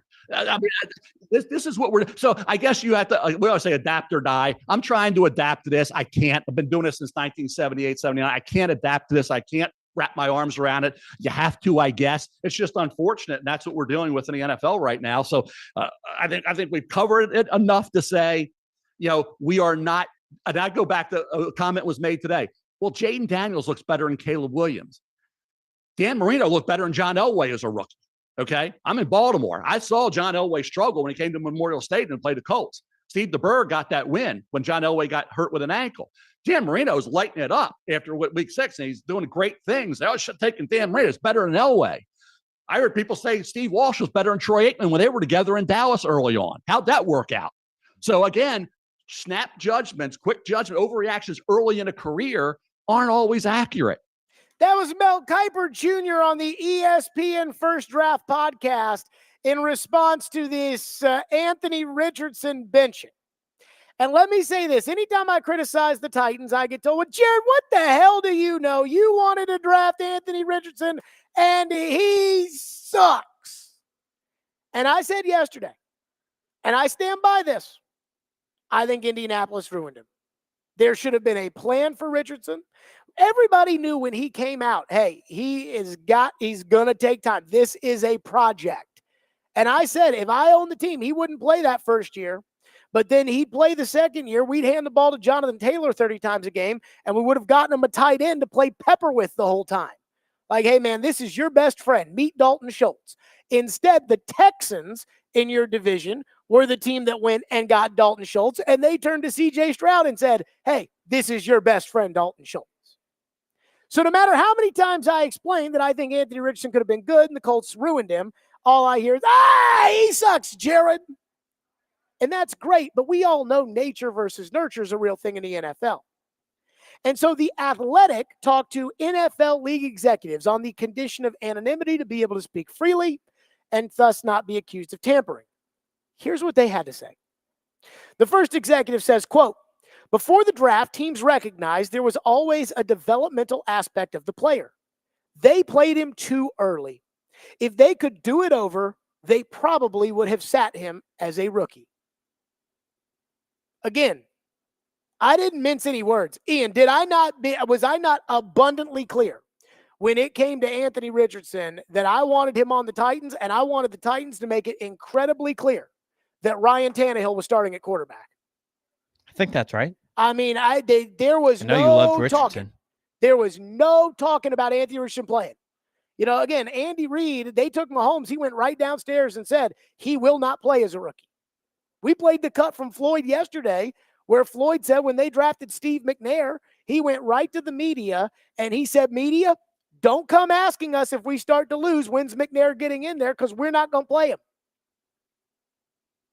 Second guy, quote, I'm not sure starting a guy like Anthony during his rookie year was very smart. If you spent time with him before the draft, it was clear he was going to need at least a year to sit and learn what it takes to play quarterback in the NFL from a neck-up standpoint, preparation standpoint, etc. This was a disservice to him. And a third executive said, quote, why bench him now? He missed most of his rookie year, so he hasn't really played, and now it's not good enough? The lesson is not starting a guy before he is ready to play the hardest position in sports, especially a guy who barely played in college. But again, it's the Colts. Bad ownership. Well, we want to draft Anthony and we want to put him in there. And, when we had Peyton, one of the things that Bill Polian told me was that we're going to have to be able to go out there. No, you know what I'm saying? And when they took him, I said the only hope, because Anthony Richardson's got such good talent. I mean, it's just, you read the whole story in The Athletic, and these evaluators talking about the ability he has, and he's a smart kid and all of that stuff. He's 22 years old. You got him as a rookie at 21. The opportunity to have Anthony Richardson, and they blew it. and they blew it. And, it's like I was talking yesterday. Hey, they liked Levis as their second option, and they're ready to give up on Richardson now. Why not call and say, hey, do you want to take Levis? I'll take Richardson. But again, I'm not trading a first-round pick for Anthony Richardson. Now he's a refurbished product because, again, Indy has helped ruin him. So you can shame me all you want with the Anthony Richardson takes before the 2023 draft, but I stand by it. I stand by the fact that there needed to be a plan for Richardson. And my plan, there's no way my plan would have been worse than the Colts. I am convinced Indianapolis did everything they possibly could to ruin him because they're a dumb organization that can't stay out of their own way. Irsay's a Looney Tune. Ballard's a dope. He's never won anything. And I think Shane Steichen's kind of like Brian Callahan. It's like, buddy, you got to take the offensive coordinator headset off here for a second. You're the head coach. But everything they've done in Indy is the exact opposite of everything I thought they should have done, and everything these executives around the NFL told The Athletic today that everybody thought when they picked him. Anthony's up next here on our program. Has been waiting patiently. Anthony, thank you for calling. Go ahead. Yeah, I just got in the car, so you may have covered this already, but do you think that Malik Willis has benefited by sitting as much as he has, and now he's prospering in Green Bay? I'll let you go on that. Yep, thank you for your call. Let me say this on the Malik front. Somebody texted was like, Jared, you were such a hypocrite. You did nothing but dog Malik, and now you're mad that they traded Malik. First of all, I was mad the day that they traded Malik. Now, not because I thought that Malik was going to be good, but because I want the third quarterback, and I thought Malik had improved enough to be worth a roster spot over that 7th-round draft choice they got. But that's a different discussion. What I think Malik Willis is signaling to all of us is something we've got to be very cognizant of. Malik Willis is telling us these players aren't that bad. You're the problem. Half the country gets divorced. It's just a reality. So there are a lot of people out there that get divorced that are good people. It happens. It's okay. I don't ever look at somebody that's been divorced and think, oh, they must just be totally screwed up. But when you've been married 7 times, at some point you do need to look in the mirror. Well, when it comes to the Titans, the best player on the team, Derrick Henry, has gone somewhere else and is better. And the worst player on the team, Malik Willis, has gone somewhere else and has been better. Khalif Raymond just got the game ball. Sam Akawanu has 3 sacks for the 49ers. At some point, you need to look in the mirror and say, holy crap, what are we doing with all these guys? And I think, again, I think the best thing that ever happened to Levis, at least in my opinion, was watching Rudolph play with this team and be terrible, and then watching Malik play with another team and look like a competent quarterback. One texter says, I'll ask, do you think the Titans can unruin Anthony Richardson? Well, you know how I feel about how the Titans are run. So, I mean, I don't, that is what it is. But I do worry.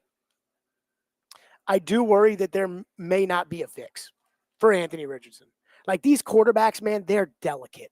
Like when you ruin it, it's hard to unruin it.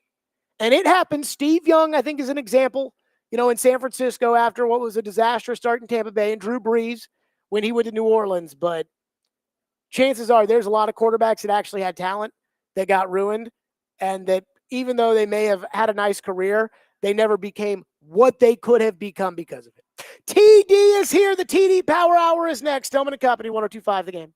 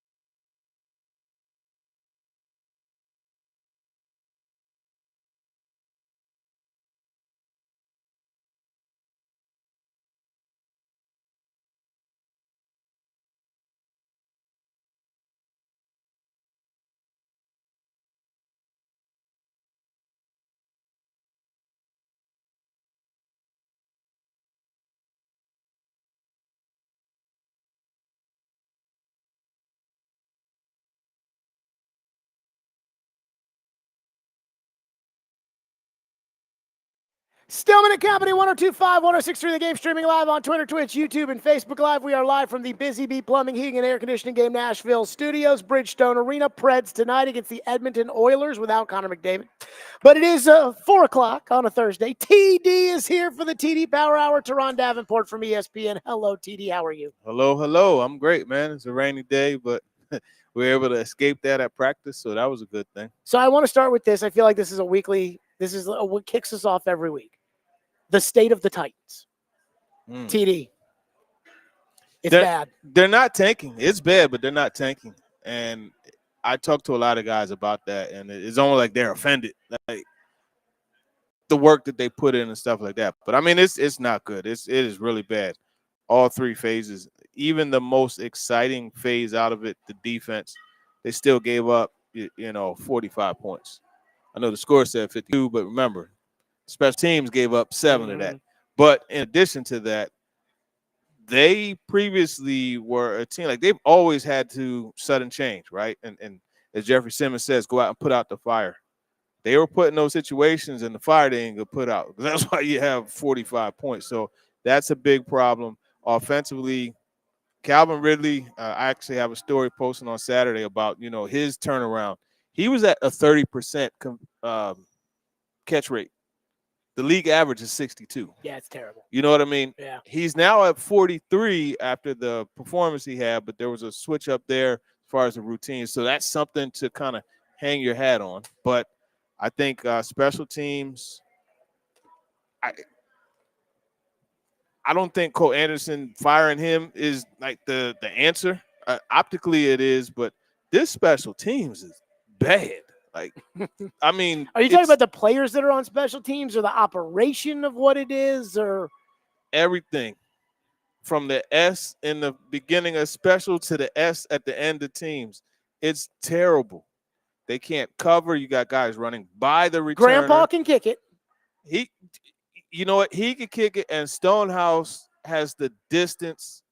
He's still working his way back from an injury. He's not getting the height. And so it's just so many things that you could talk about that are going wrong. And then, you tell me, hey, well, we got to sacrifice coverage for protect. What? This is, as you would say, the NFL. You got to be able to do both. Well, when I heard Brian Callahan say that, on Monday, he was kind of using the excuse of, well, we had some punts blocked, so we got some bigger guys in there. So we got I'm like, why can the other 31 teams be able to block for the punter and cover the punt? Well, I'll say this, though. Help is on the way, and Justin Hardy, who is a very good. I was surprised. I did a double take when I saw that he was on the list of guys they signed, because he's one of those special teams guys that's almost always on a roster. I'm not saying Steve Tasker level, sure, but I'm saying a guy who continuously gets a spot because of his special team. So hopefully for their sake, that'll help. But what they got going on right now, it ain't going to cut it. Here's what I think bothers me about the Titans is there's almost no hope. Like not even no hope for this season, but no hope, overall. I keep hearing the comparisons to the Lions. Well, hey, the Lions, it took time with the Lions, but the Lions had all those extra picks that they got in the Stafford deal, and then they had some extra second-round picks, and you could see that the Lions were, hey, I remember when the Titans started rebuilding in 2016. And they traded away, the number 1 pick in the deal with the Rams.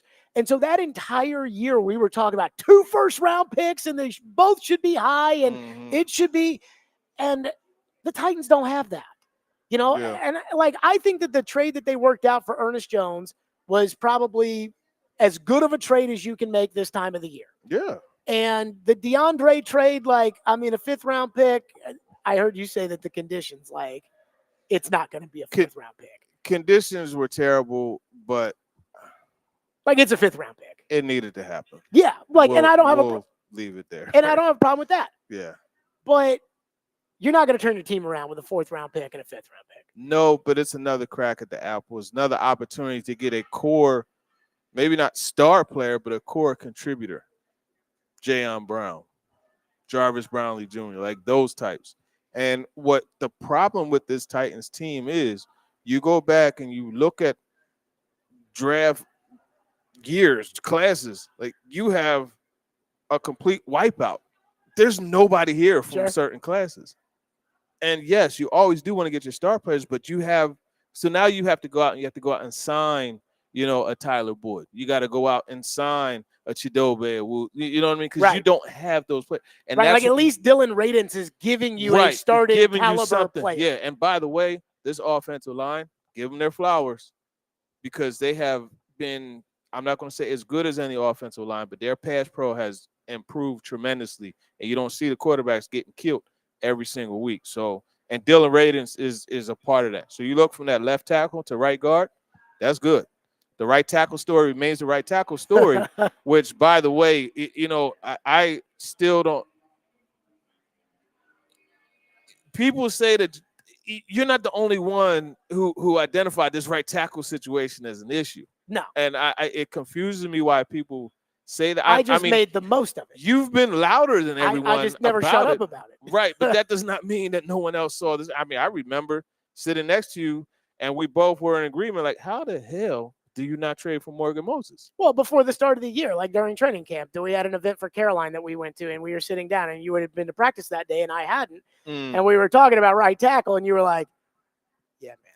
You were like, "I don't know, man." Like, you were like, "I saw Duncan out there today, man." I'm like, "I don't know about that." Yeah, and Duncan's on IR now, but I mean, like those types of things. Can I tell you what is is hard? Really starting to worry me?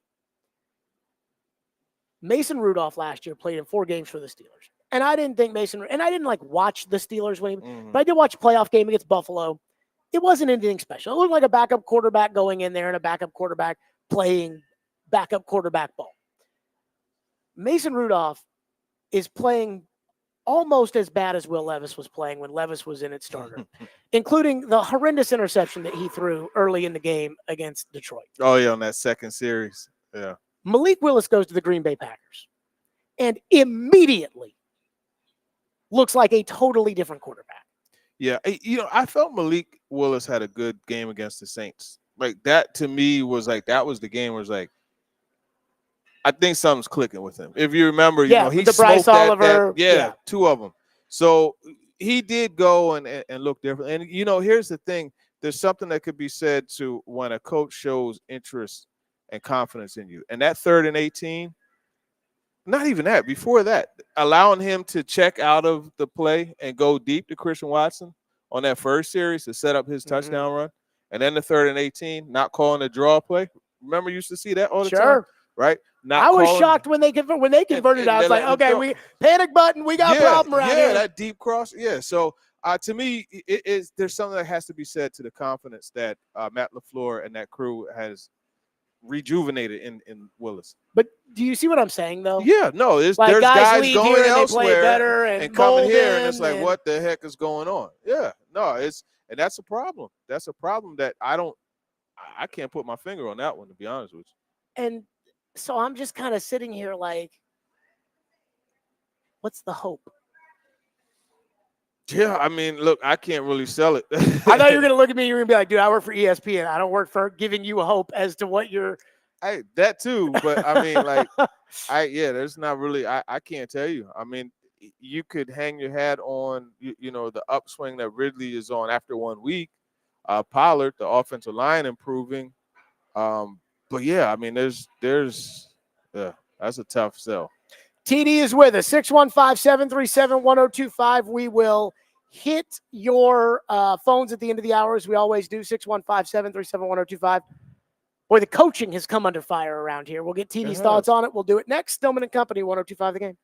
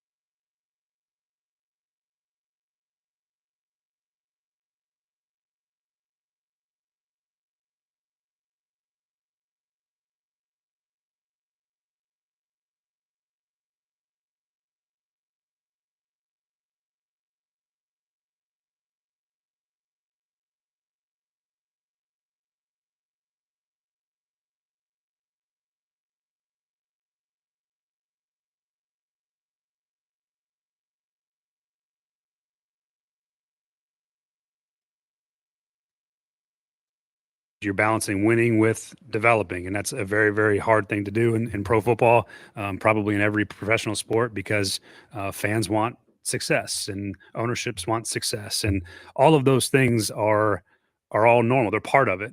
But I think sometimes those things conflict and they run into each other, where you're trying to win because people's jobs are on the line, and then you're trying to develop because guys need development. So it's a really tricky thing, but I think it also stems mostly from the fact that it's just such a difficult position to play, and there's so much demand on that position that you have to play a good amount of football to learn all of those lessons, I think. So I could talk about this for a really long time. I won't bore everybody, but there's a lot of things that I think go into it.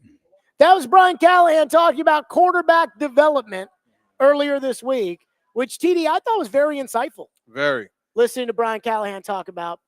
But, boy, the coaching staff's under a lot of fire around here. And, I mean, look, you're 1-6. Everyone's going to be mad at the coach no matter what. Mm-hmm. But I think there's a difference between just saying, well, everybody's mad because you're 1-6. I think there's a lot of different kind of breakdowns and decisions and the 1 yard line stuff and the special team stuff and some of the press conferences I understand why fans are worried. I get it. You know, I don't know what to say about it. Kind of where are you on the coaching and what we've seen so far and what's not working right now for the Titans? My biggest thing is the adjustments to the adjustments. And that's why I've been so focused on. So you look, right? And even now you count this game, they scored 14 points against the wait, how much was it? 52? What was the score? 52-14. Yeah, 14 points against the Lions, right? And those two scores came in their first 4 drives. The first score was, so they've now scored 51 out of their 120 or so points have come on the first 3 drives. I did the math. If you take the Miami game out of it, which, you know, it's easy to say, well, take the good one out, but just we know the circumstances of the Miami game. Take the Miami game out, they're averaging 2.3 points in the second half. Yeah. Or no, in the fourth quarter. Yeah. That's terrible. And even including that game, you still have they're scoring in the beginning of games. So whatever they're scripting and putting together, because your scripts typically are 3 drives, right? Unless hell breaks loose and you got to deter from that. They're scoring. What they're putting down in their script is working, but it's just a matter of, okay, what does that set up? And then how the defense adjusts, and the thing that's troubling also is how, like a Nick Vannett and some of the other players said that they're seeing looks that they hadn't seen before. They weren't necessarily ready for. That is a coaching issue. That's definitely a coaching issue. I think one of the things that the Titans are struggling with when it comes from a coaching standpoint is there's too many things. Well, I think there's 2 things. Number one, there's too many things that we should expect done that they're not doing well enough. You and I were talking about it. Every game, there's a timeout or 2 taken in the first half and it always comes after they gain like 13 yards. It's like they gain 13 yards, 27 yards, and it's like a surprise. And it's like, oh God, shoot. Now it's first. Okay, well, let's go to the play sheet. And then all of a sudden it's like, okay, timeout. And it's like, that shouldn't happen. No, it shouldn't. Like that shouldn't. And then there's other things where it's like, Khalif Raymond is out there looking like Dante Hall. Again, I mean, I love Khalif, but it goes back to what we said, right? You got guys running past him, and then you got the coverage isn't right. When they get the opportunity, they're not tackling. Like, it's all of that. So when those things are combined, this is what happens. And yet, I even go back to training camp. Remember how many kind of iffy moments there were in training camp? And it's like, Brian, what do you think? And every time it was like, oh, no, it'll be fine. Mm-hmm. And then you get to the season and all those things that would have been fine aren't fine. Yeah. That makes it hard for me to be able to trust Brian Callahan that he knows. Like that when I see Will Levis throw that 1 pass interception against the Seahawks and Brian Callahan's like, oh, no, it'll be fine. I'm not really sure that I believe that he understands how to fix this being fine. I think he does understand how to fix it and believes it. But what's happening, because he says something very telling this week. He said, you don't really know a quarterback until you're actually been in games. I heard that too. And he's like, not talking preseason games. Those are my actual games. And I think from what he's experienced previously, that mistake, right, the misread and being off target, that's something that he's seen guys, okay, boom, I made that mistake. I'm not going to do that again, right? But it didn't, and he just kind of assumed. Now, I'm not necessarily speaking for him. I'm looking at it as how I see it. I think that he assumed that that's something that would happen here with Levis, and it hasn't. So now you got to retool and recalibrate, so to speak. But at the same time, he's remained steadfast that they're going to – this year is Levis's year. So right, wrong, or indifferent, they're going to figure out what they got going on with him. I think my thing, though, when looking at the preseason was whether it was that or whether it was like the Ridley connection, and he was like, hey, look, people said the same thing about Jamar Chase and Joe Burrow, and it ended up being fine. Jamar Chase and Joe Burrow are different.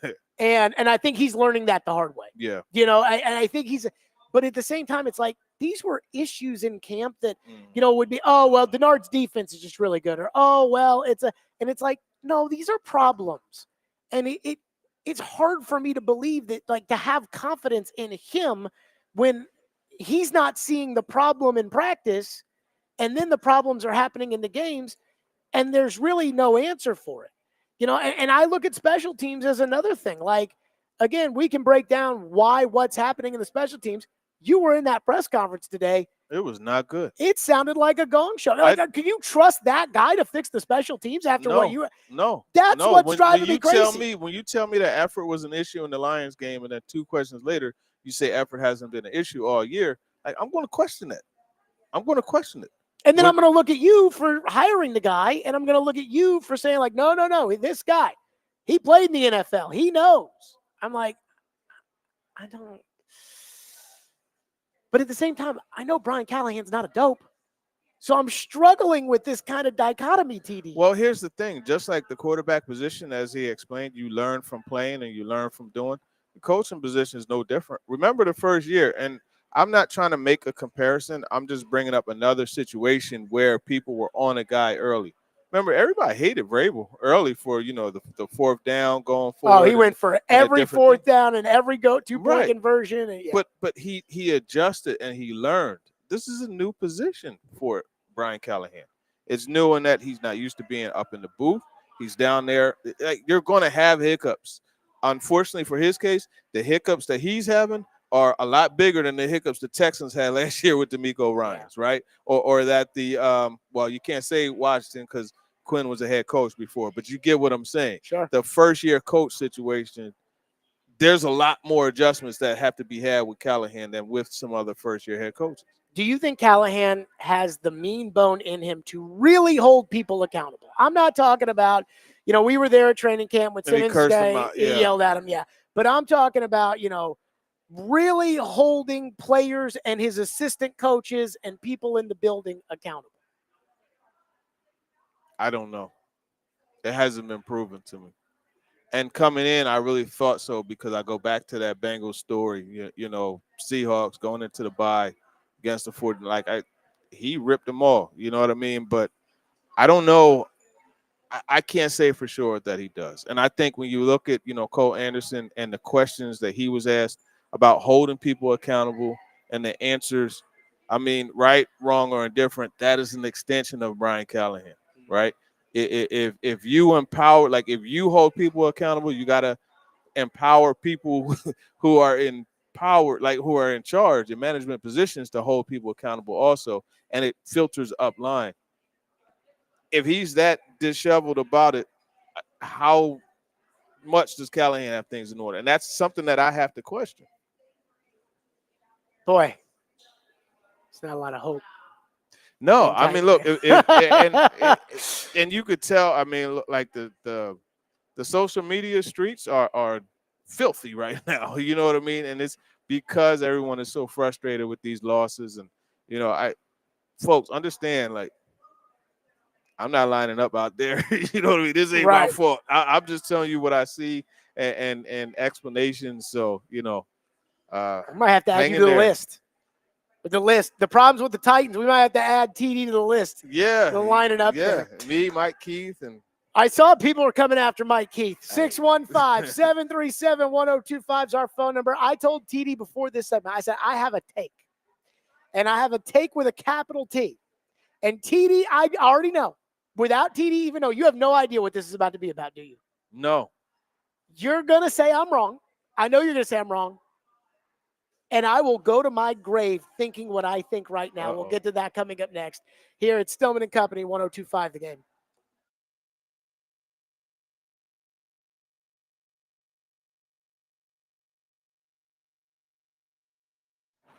Let's talk Window Nation. That's right. I absolutely love Window Nation. They came out to my home, and I had a check ready. And I was like, all right, tell me what do we want to do? And they said, no.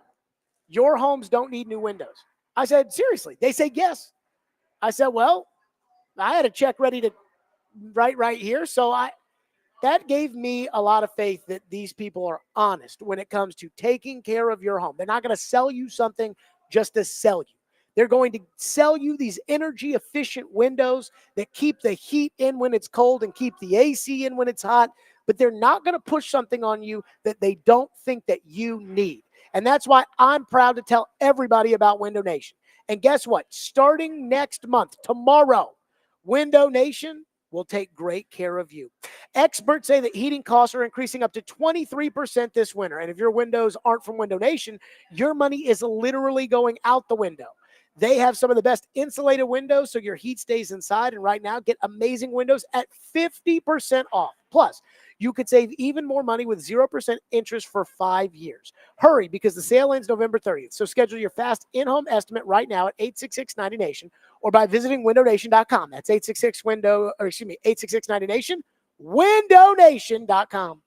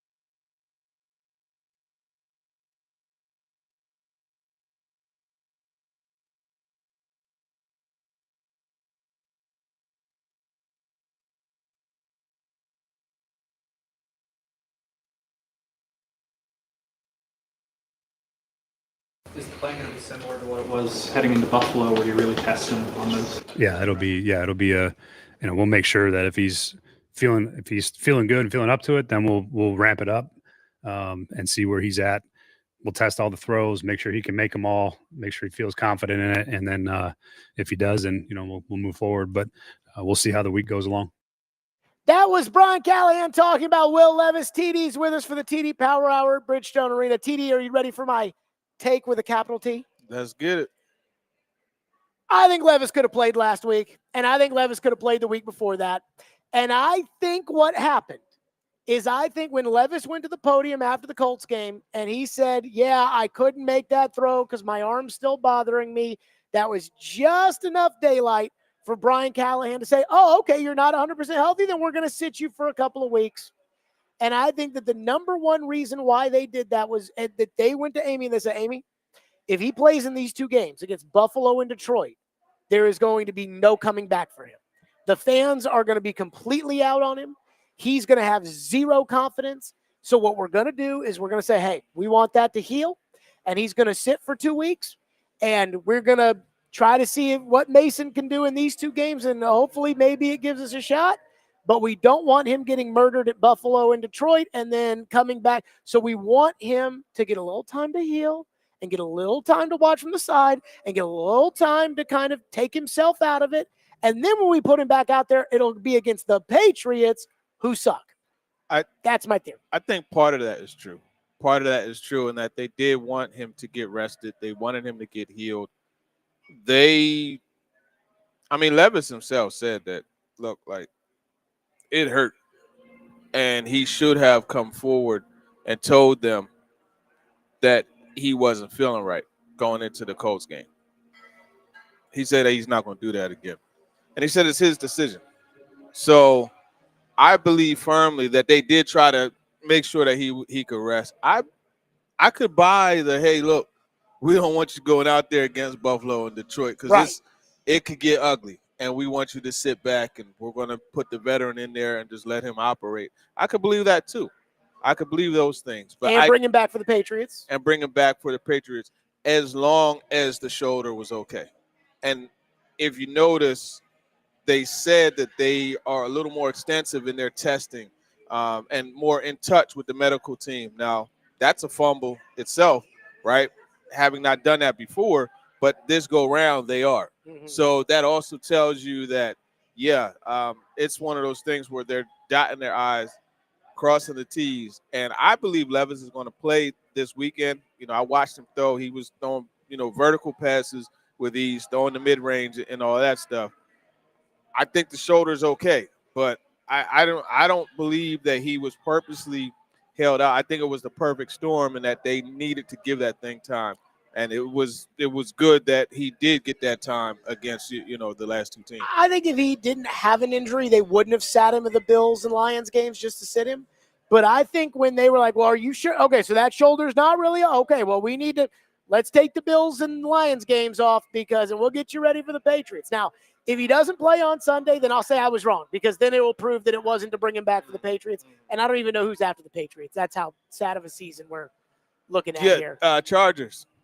Yeah, in LA? I was just talking to Mr. Keith, Christian Fulton's dad, yesterday about that game. So, yeah. He and Molden are sitting there saying, oh, I hope they throw us 3 interceptions. Yeah. But again, I truly believe that's what it is. Here's my thing, though. I think that the last 2 weeks have been beneficial to Will Levis. I'm not saying from a player standpoint, but I'm talking about from a perception standpoint. I think there were a lot of people in town that circled Will Levis as the problem with this football team. And after we saw the last 2 weeks without Will Levis in there, and we saw Mason Rudolph playing essentially the same ball, having the same problems, bad interceptions, nothing in the second half. Once we see that, it's like, well, hold on. Is Levis the problem? And then Malik to go do what he's doing in Green Bay, it's like, well, hold on. I know Levis is better than Malik. Even though Malik got better, and you got to give Malik his due. You got to tip your cap to Malik. But I know Levis is better than him. So is Levis the problem? Or are the Titans the problem? And Levis is going to be like everybody from Derrick Henry to Christian Fulton to Elijah Molden to Malik Willis, that he'll go somewhere else and he'll be good. I think it's a collective problem. because whether it's Levis or Rudolph, there's guys out there running open, that aren't getting the ball. Now, I will say Rudolph he did a really good job of getting rid of like that throw on the 47-yarder was he had some really good throws, but you're still seeing guys running open and not getting the targets. So to me, it's a combination. I think you could take the offensive line out of it. They've gotten to a point, even, at right tackle where it's serviceable. The other four are making up for, you know what I mean? So I do think they have eliminated one of the causes, but this team has a bunch of causes, and that's why they're still in the problem that they are in. What do you think of the Colts and Anthony Richardson? Crap. They completely – you don't draft a guy that you know is someone that you have to develop over time and not take time to develop him. Yeah. You know what I mean? Like, I'm not going to get a pot roast and try to put it in the microwave. It's not going to come out right. You know what I mean? You got to slow cook that thing. And that's the same situation with Anthony Richardson. And it's just another testament to how the things have changed so much in this league, where it used to be you could draft a guy and you could over time develop him, even if he only played 12 games in college is not a lot. Yeah. So we'll say even if he didn't play a lot of games in college, you could still get him and bring him along. That's not happening now. What I hate about the Richardson situation, you know how much I love Richardson, coming out, and is Indianapolis, like, this is what everybody said, don't do. Like everybody was like, hey, man, like he's going to need development. He's going to need to sit. He's going to need, and it wouldn't surprise me if there were teams that would have been scared off by that would have been scared off by if it doesn't work and I'm not going to have him right away and it's going to take 2 or 3 years and I might not be here in 2 or 3 years. So that wouldn't surprise me. But instead they took him and they were like, yeah, we're going to play him, and we're just going to run quarterback sweeps for him, and we're just going to get him hurt, then put him back in there. And run quarterback sweeps. We're not going to sign him a tight end, and he'll just throw to Mo Alley Cox. And even the idea, I remember last year, because it was the Titans game where he got hurt, but if you remember, Jonathan Taylor was holding out and signed right before the Titans game. So he and Taylor played like 3 snaps together for the entire season. But Zach Moss got off, though. Zach Moss went crazy in that game. But again, the big picture, if you're the Colts, is like once you draft Richardson and you decide, okay, we're going to play this kid, like you can't let Jonathan Taylor hold out. Jonathan Taylor has all the leverage now because it's like Jonathan Taylor has to be the guy to take the pressure. Yeah, you build around him. And they still screwed it up. I mean, look, like the Titans have adopted the same philosophy, right? Now, everybody complains about the moves that Ram made. Now, at the time, they weren't, but the whole idea is to build around your young quarterback to accentuate him. Well, they didn't get him a tight end either. No, they didn't. I mean, there weren't many in the free agency options. And, okay, do you take – by the way, he's on pace. Brock Bowers is on pace for 114 catches, man. So somebody tweeted me and said, whenever anybody said, like, whenever I criticize, and look, I get it. Whenever I criticize somebody, say, well, you liked Anthony Richardson, he sucks. And there is something to that.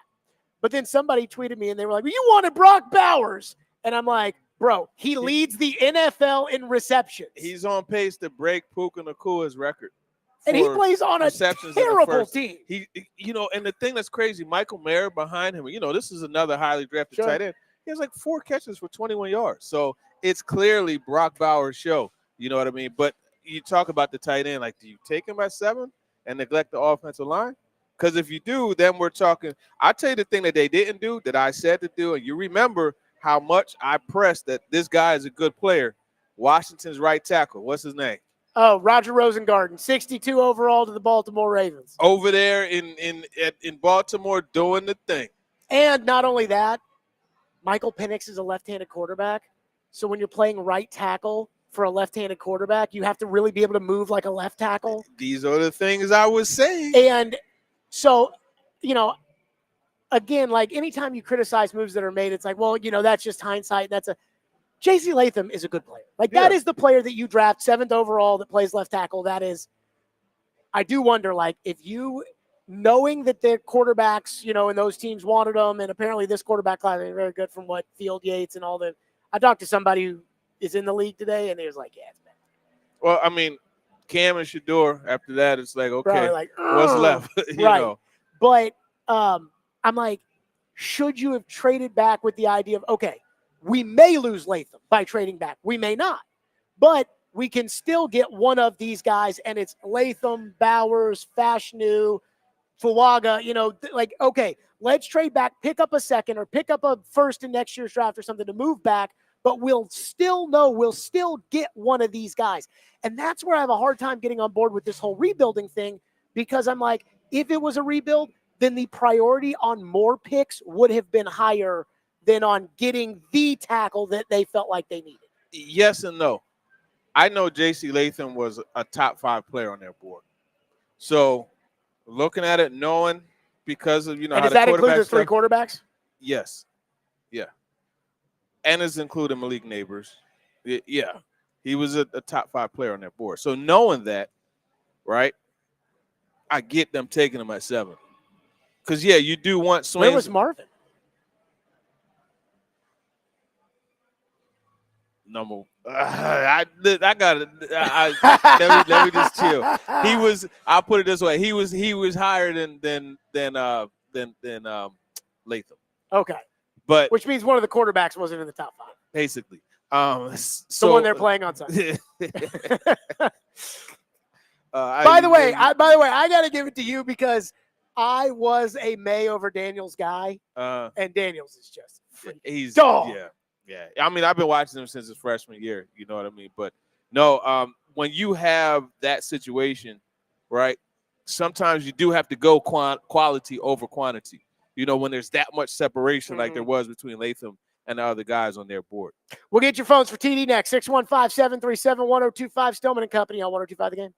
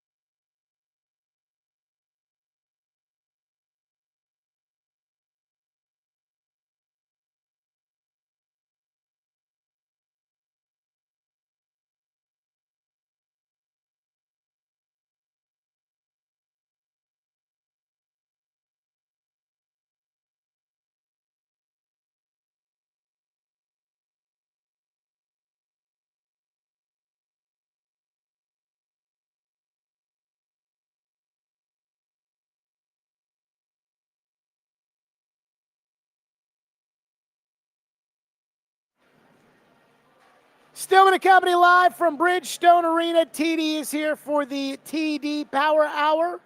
We'll be giving something away here at some point in the near future. And by the way, be sure to tune into Vandy football this Saturday on 102.5 The Game. Vandy and Auburn, 10 a.m. pregame, kickoff at 11:45, and coverage also available on the 102.5 The Game app and at thegamenashville.com. TD, do you have a thought, or do you want to go right to the people? To the people. To the people. One texter says, TD, with all the players you scout and talk about during draft season, they all end up becoming superstars.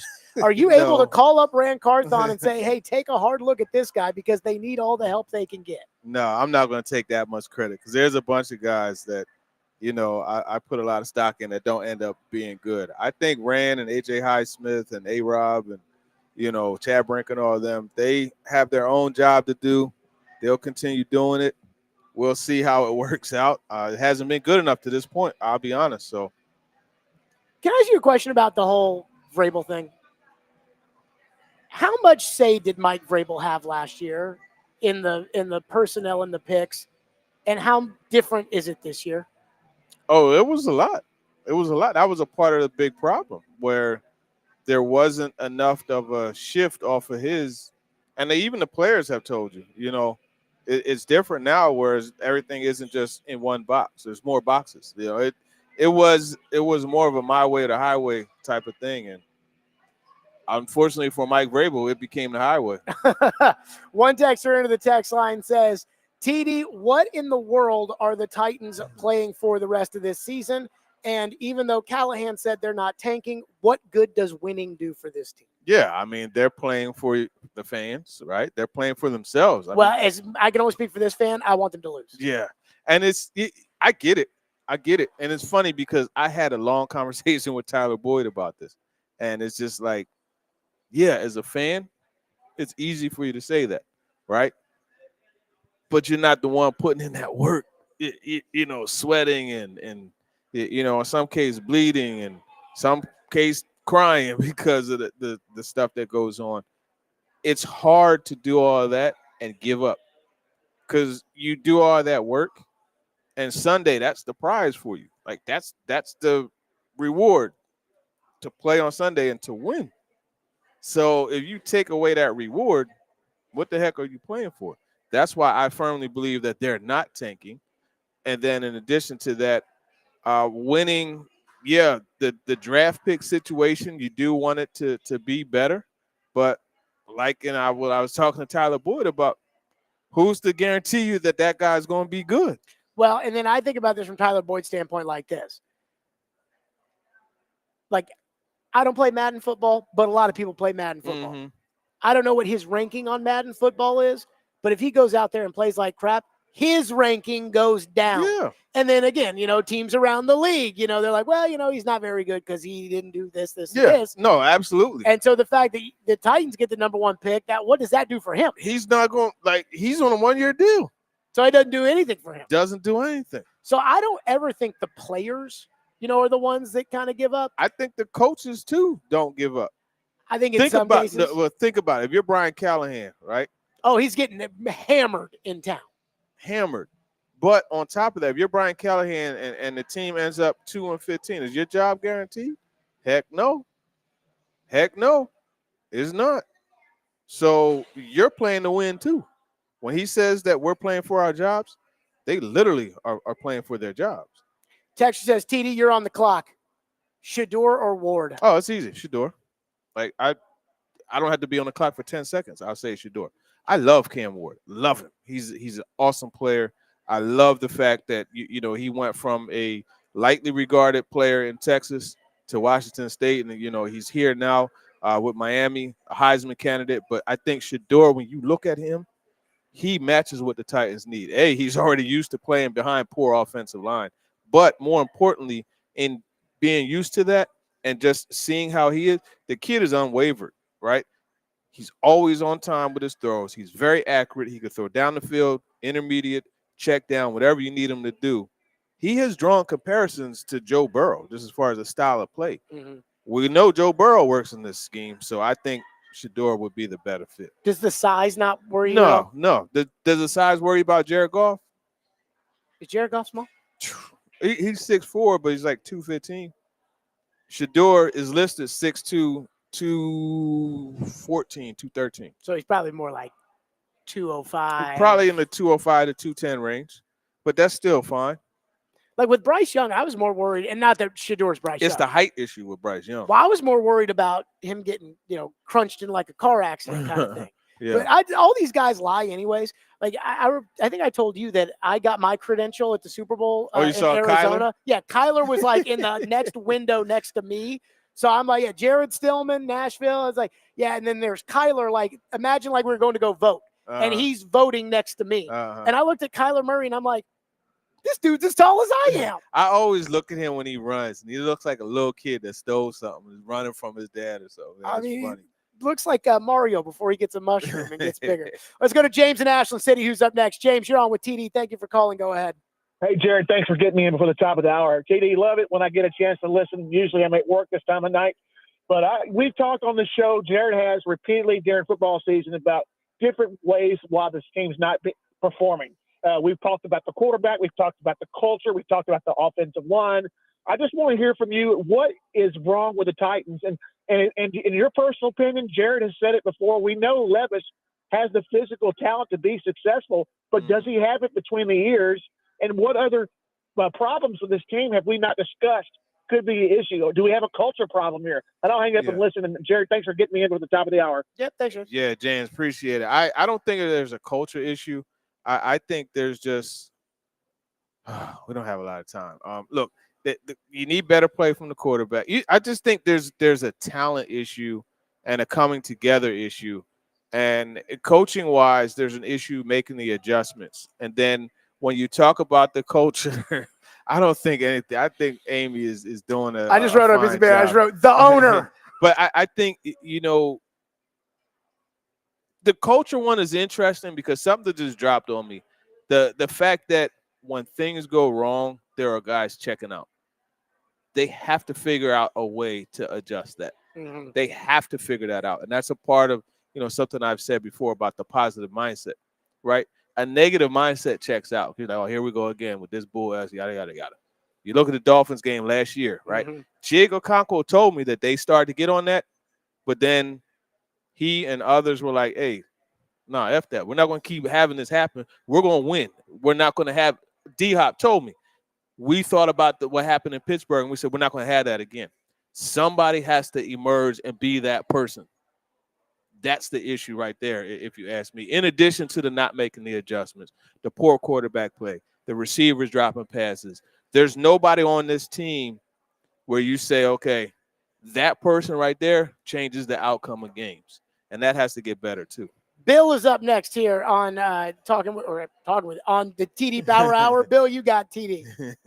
What's up, guys? What's going on?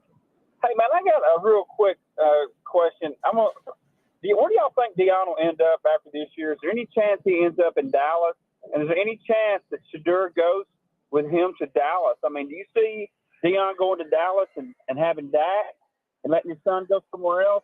I just feel like they're a package deal. Where are they going? I think if Deion goes to the league, he's going with Shador Sanders. I don't think they're going to separate. Deion quietly is built like Colorado is a solid team. Like Deion's making too much money, in my opinion, to leave Colorado. To go somewhere as an assistant. Right. Yeah. No, I don't think he leaves. There's a possibility like if he goes where Shador is, but I don't think he's going outside of Colorado. I don't think Jerry Jones would hire a personality as big as Deion. I think Jerry not in the coaching position. I think Jerry likes Jerry being the. Well, he and Parcells, they could only work for Jimmy so long Johnson, because Jimmy Johnson as well.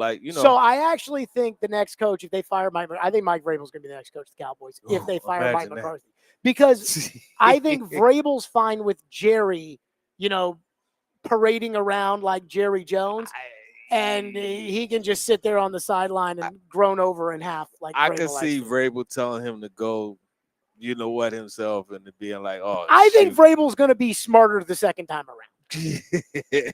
We'll see. Speaking of Mike Vrabel, boy, I tell you, I didn't think this was going to be a problem. but it is a problem. Uh-oh. We got to get to that next. TD, great to see you as Appreciate always. it. Good to be seen. Stillman and Company, 10251-063 The Game. By the way, let me tell everybody out there that our deal of the week is Teddy's Tavern, your go-to spot for great food, cold drinks, and live music right in the heart of downtown. Get half off a $100 gift card now for Teddy's Tavern at thegamenational.com/deals while supplies last.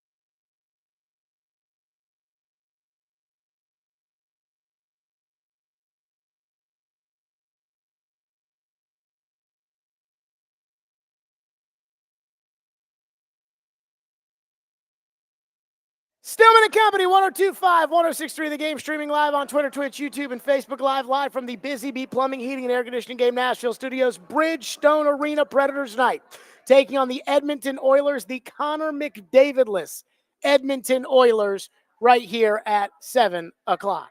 So there's been a lot of talk about Brian Callahan. Let me say this. I like Brian Callahan. I think Brian Callahan's a good man. I listen to Brian Callahan talk, and I do feel like he is insightful. I mean, I don't feel like he's some bozo, but then on Sundays, I see some of the things they do, and I wonder to myself, how could this be the organization and the operation? It's hard to watch sometimes. And the more and more the Titans lose, the more and more we hear Titan fans yearn for Mike Vrabel. And I'm listening to John McClain when he was on with Chase and Big Joe. And John McClain was asked about whether or not Amy Adams Strunk kind of reminds him of Bud Adams. And John's answer, as I was driving and listening to this, made me think, oh my God, is history repeating itself? What similarities are there between Amy and her father? Do you see a lot of them the way that she runs a team compared to him, or no? No, I don't. Amy is a lot more popular than Bud was. Bud, because it all went down for him on let's see, New Year's Eve of 1980 when he fired Bum Phillips, the most popular coach they'd ever had after a third consecutive playoff appearance and 11-5 record. He listened to the wrong people. Uh-oh. I heard that and I thought, wait a minute. You know, again, John McClain, God bless him, guys like the dean of Houston Oiler football. But John's not here every day. And so when John's like, no, Amy is way more popular than Bud Adams was, because it all went down for Bud Adams when he fired Bum Phillips, who was the most popular coach. And I thought, uh-oh. I was like, hold on, wait a minute, John. You do know she just fired Mike Vrabel. Let me say this. I thought it was time for Mike Vrabel to go. And I think that Mike Vrabel's got a shelf life, and Vrabel will go somewhere else, and Vrabel will win, and we will hate it, but then Vrabel will lose and get fired again wherever he is. 3 or 4 years, he'll piss them off enough, and they'll fire him too. I don't have a problem with the Vrabel being fired, but I do know this. I do know that Mike Vrabel is the most popular coach Tennessee Titans have ever had. And I do know that Titan fans were not fully on board with Mike Vrabel's firing when it happened. And I know that while Titan fans got won over by the words of Brian Callahan, the results of Brian Callahan right now are leaving a lot of people wondering why they fired Mike Vrabel. That is going to continue until they get it right. And it's going to get larger and bigger, and it's going to be a problem. And this is where the downfall of the Titans really resonates from. The arrogance. The arrogance of John Robinson to think, no, trust me on Caleb Farley.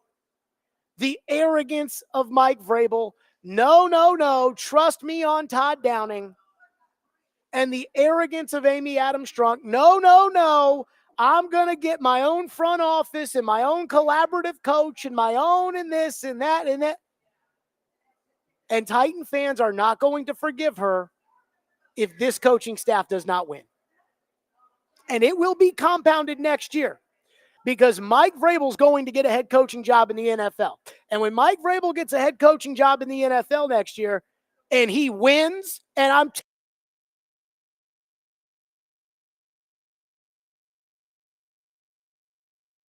have problems with her fan base. And I heard John McClain say that, and I thought to myself, oh my God. For the longest time, Amy Adams Strunk, she was like the anti-Bud Adams. She hired Steve Underwood. Steve was kind of in charge of the team. And look, Amy was there, and Amy was a part of the process, and Amy was, cheering with the fans, and she was down on the field before the game, signing autographs and going out to the tailgates, and very recognizable.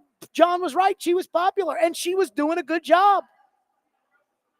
But then all of a sudden, out of nowhere, she went Leroy Jenkins and she fired John Robinson. Now, I don't think that was kind of the big popular move that everyone was never going to forgive her for, but Vrabel was. And Vrabel's going to get another job. And so I hear that. And I hear John McClain say, no, Amy's too popular. It's nothing like Bud. Bud's biggest problem was exactly what it looks like Amy did. And this is the problem the Titans have. It's a management problem. Some will call it a PR problem. Some will call it an ownership problem. Some will call it a competency problem. But I really think the right word is management. Because Amy has owned this team and Amy has run it effectively in the past. But again, all of the bad right now, the bad quarterback play, the bad coaching, the bad free agency, people are unhappy with the coach. They're unhappy with the general manager. They're unhappy with the president, although we don't really know exactly what he does. They're unhappy with the owner. And all of that's going to get doubly or triply as strong because this team fired Mike Vrabel, a popular coach with a big personality who won. And then that's not the only thing John McClain said. Again, the big decision, Bud Adams fired Bum Phillips and the city of Houston never forgave him.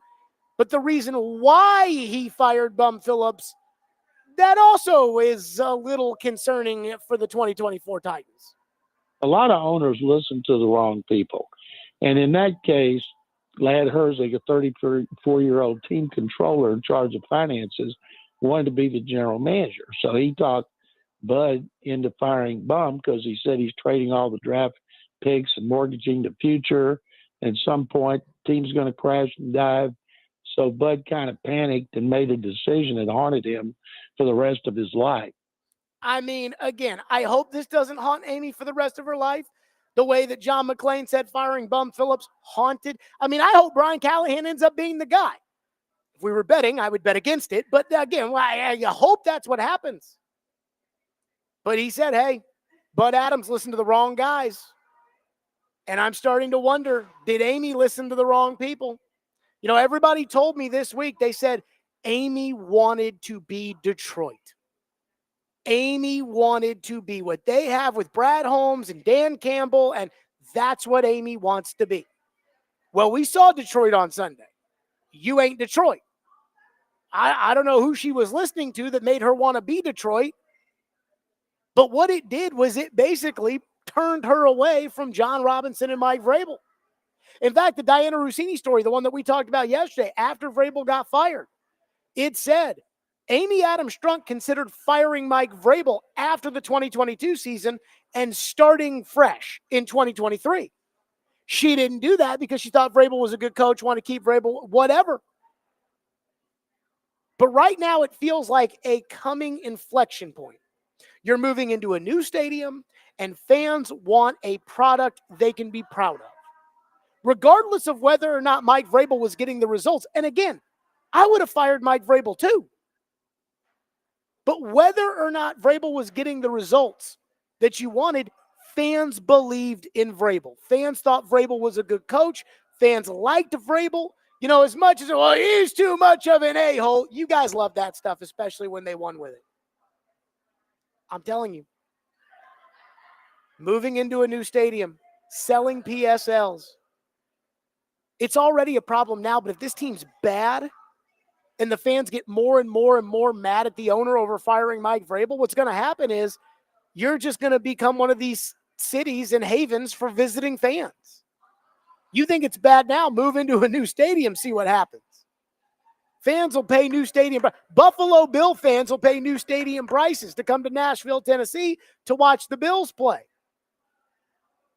Nashville fans may not pay new stadium prices.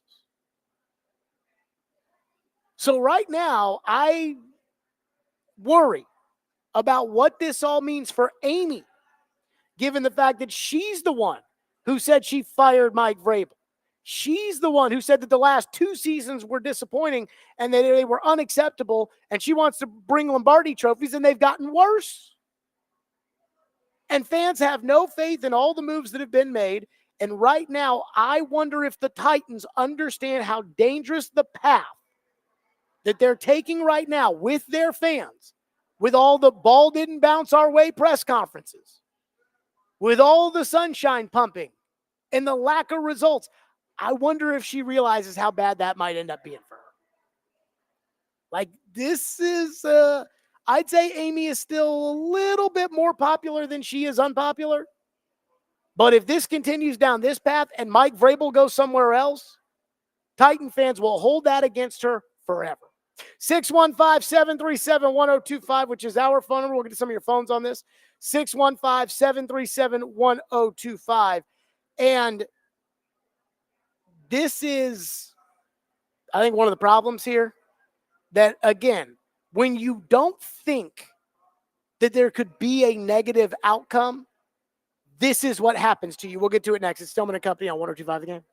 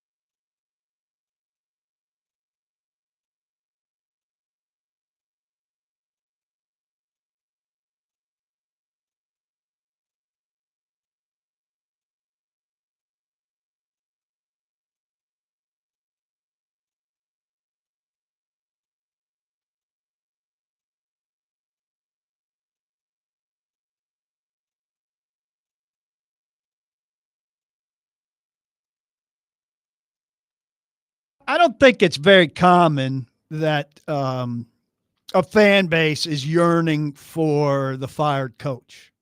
I mean, that's a good story for me to look back on. How often has that happened lately? I mean, Adam Gase was horrific, but I don't remember who was before Adam Gase.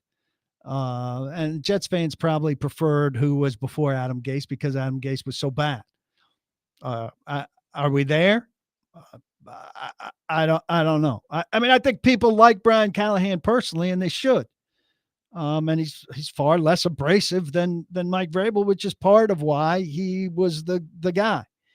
And you know, we've illustrated that a lot of coaches need, you know, to get into their second year to find their sea legs. But I think it's unquestionable that Mike Vrabel would be doing better with this roster, and this roster wouldn't look like it does. He wouldn't have done, you know, signed off on all the things that they did. He would have gone different directions with some of the things. But they'd be a better football team with Mike Vrabel now. Mike Vrabel with the spine of a good football team, patchworking the fringes, was a good football coach. That was PK. Ian, it kind of sounded to me right there where he's like, you know, the fans are yearning for the old coach. Kind of sounds like Paul's yearning for the old coach. You think so? Why? Oh, duh.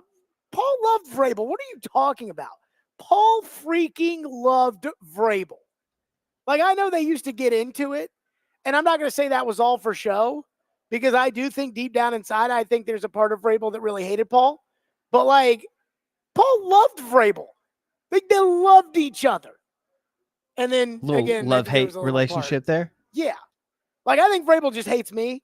I think that there's a part of Vrabel that likes Paul. And again, you know, we did the whole TR Tart thing where we kind of exposed Paul for kind of, you know, repeating a Mike Vrabel talking point. But this was an all-time fun moment on this show. But I do think that, you know, when it comes to PK, like, PK loved Vrabel. He loved how he and Vrabel used to get into it. And again, when it comes to yearning for Vrabel, I said this when they hired Brian Callahan. I said, the way you will feel about Mike Vrabel will depend on how the next guy does it. The next guy is Bill Belichick and wins 6 Super Bowls here, then you'll be like, yeah, it was fine. But the same thing is true about Ryan Tannehill. The more these quarterbacks stink, the more you guys respect Ryan Tannehill. If the next quarterback was Patrick Mahomes, you'd be like, hey, Ryan Tannehill did some okay things here, but we got a great quarterback. It's a little different, and that's okay. Let's go to your phones, which are driven by WilsonCountyHyundai.com, 615-737-1025. One texter says, Amy Adams Strunk is the worst. I gave up on this team after they fired Vrabel. I think Amy hassled Vrabel and fired Robinson, and then stuck Vrabel with Rand, who is incompetent. I think he couldn't stand being here dealing with Amy. Can't stand her. And I love the Titans. I gave up my PSLs and season tickets after firing Vrabel and watching the Rand Carthon show. That's how most people are going to feel. Like, I'm not saying that that's true. I'm not saying that Vrabel hated Rand and that Rand hated Vrabel, because, again, Rand was like, none of that's true. But that's what people are going to think. Again, Mike Lombardi keeps saying that, hey, she picked Carthon and Levis over Vrabel, and it was the worst decision they ever made. And again, I'm not willing to sit here and say that that's the worst decision they ever made. I still think firing Robinson when they fired him was worse. People will disagree with me, and that's fine. But I'm not even arguing how the fans are going to feel, the fan base. Vrabel was more popular than Robinson. And there's going to be a certain romanticism with Mike Vrabel that will come as this continues along this terrible path. Vincent is up next here on our program. Vincent, thank you for calling. Thank you for waiting. Go ahead. Yeah, so, I call pretty regular about the ownership, call for it to be fired numerous times. But until we get some type of sex tape or some type of racial slur or something like that, she's not going anywhere. But anyways, I just want to know what their mission statement is at the Titans. We're in a blue-collar state. We have manufacturing facilities all over the place with less of a budget than they have. And we got to have a mission statement. So I just wonder what their mission statement is. We're going to put the best quality on the field, player, coaches, blah, blah, blah. No, I just want to hear. I never heard anything like that ever. You want to hear it? But yeah, what is their mission statement? Because she said a mission statement that she's committed to putting the best quality on the field, blah, blah, blah. And I have yet to see any of that. Well, you wanted to know what the mission statement was, but now you're saying that you know it and that you just don't No. see the I have never heard the Titans come out with a mission slogan, which would be on their door when you walk into their headquarters, which would be what you see, and it's right above the main person coming in would be their mission statement on that wall. Have you ever seen anything? Well, again, they restrict access for the people that when they walk in where the team Okay, goes. so what do the players see when they come into practice? When they come in, there should be a mission statement on that wall saying we are committed to yada, yada, yada. Well, again, I can't tell you where they put it. Thank you, Vincent. I can't tell you where they put it. I can just tell you we play the cut all the time of Amy saying, I have high expectations for our team, and I think the guys we have in place will help build the foundation for us to win Lombardi trophies for years to come, or whatever the cut is that we play all the time. That's the mission statement. The problem is that they're kind of failing at the mission. But you're like, well, what's the mission statement? I mean, she's told you she wants to have a collaborative process that yields a foundation that leads to Lombardi trophies. Aaron is up next here on our program. Thank you for calling and thank you for waiting. Aaron, go ahead. Hey, Jared, I just want to let you know I agree with all your takes.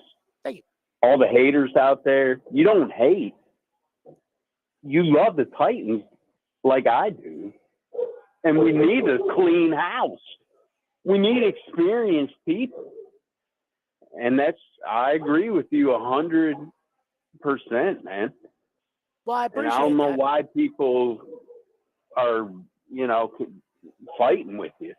Well, I mean, again, people see things differently all the time. Thank you for your call.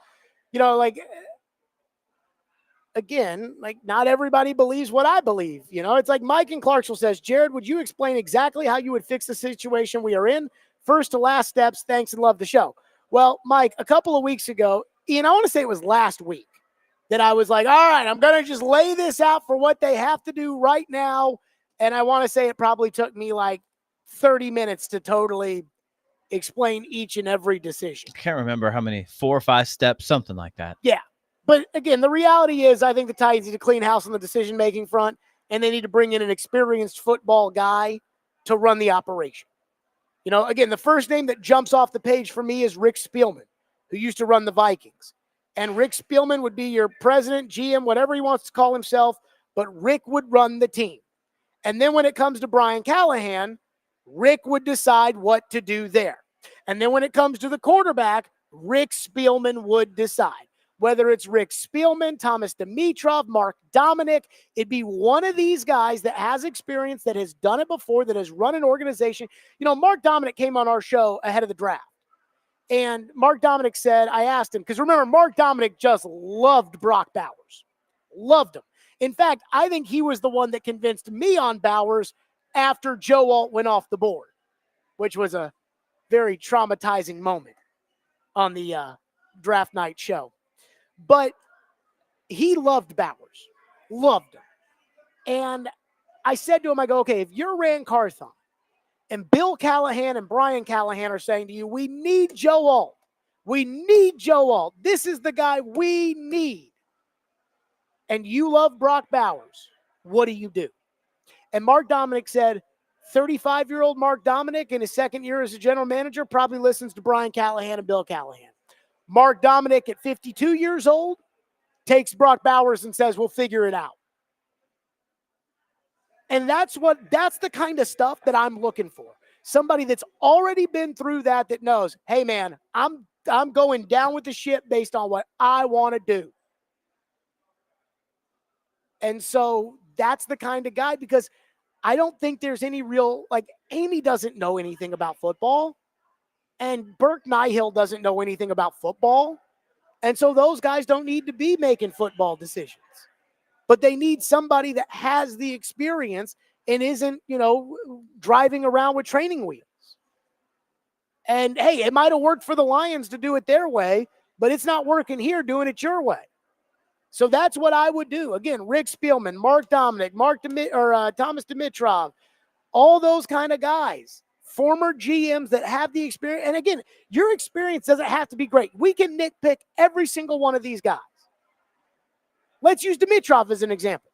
If I told you the former Atlanta Falcons general manager when they were up 28-5 or 28-3 in the Super Bowl or whatever it was, you would tell me something about, well, he drafted this guy and they sucked. Oh, he did this and yeah. What about Dan Quinn? Dan Quinn was his coach.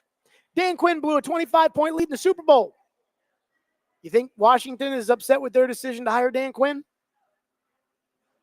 So I am totally cool with somebody's flaws from the past if they explain them and they've learned. But it's got to be somebody who's got experience. It's got to be experience. One texter says that one-on-one sit-down with Mike Keith and the Rand Carthon hire prove that this is nothing but smoke and mirrors, masking incompetence. Look, I thought that when they fired John Robinson. And a lot of fans didn't feel that way because a lot of fans were like, no, he had to go. And I'm like, look, fine, but not in the middle of the season when we're 7-5 in the first place. But no. People, that was a popular move. People, that was the moment that I realized, oh boy, this is bad. This is bad. And I think now everybody's caught up to where I was then. 615-737-1025. Let's give something away. I'm in a good mood. Be caller 5 right now at 615-737-1025, and you'll win a pair of tickets to the National Tequila Festival at One City tomorrow. The winner must be 21 years or older, and it is a spooktacular evening benefiting the Tennessee Greenland Conservancy. Tequila lovers can look forward to 50-plus types of tequila for tasting. This one-day festival takes place in the yard at One City this Friday from 6 to 9 p.m. This is a 21 and over event. Tickets are limited. Get some now at tequilafestival.com.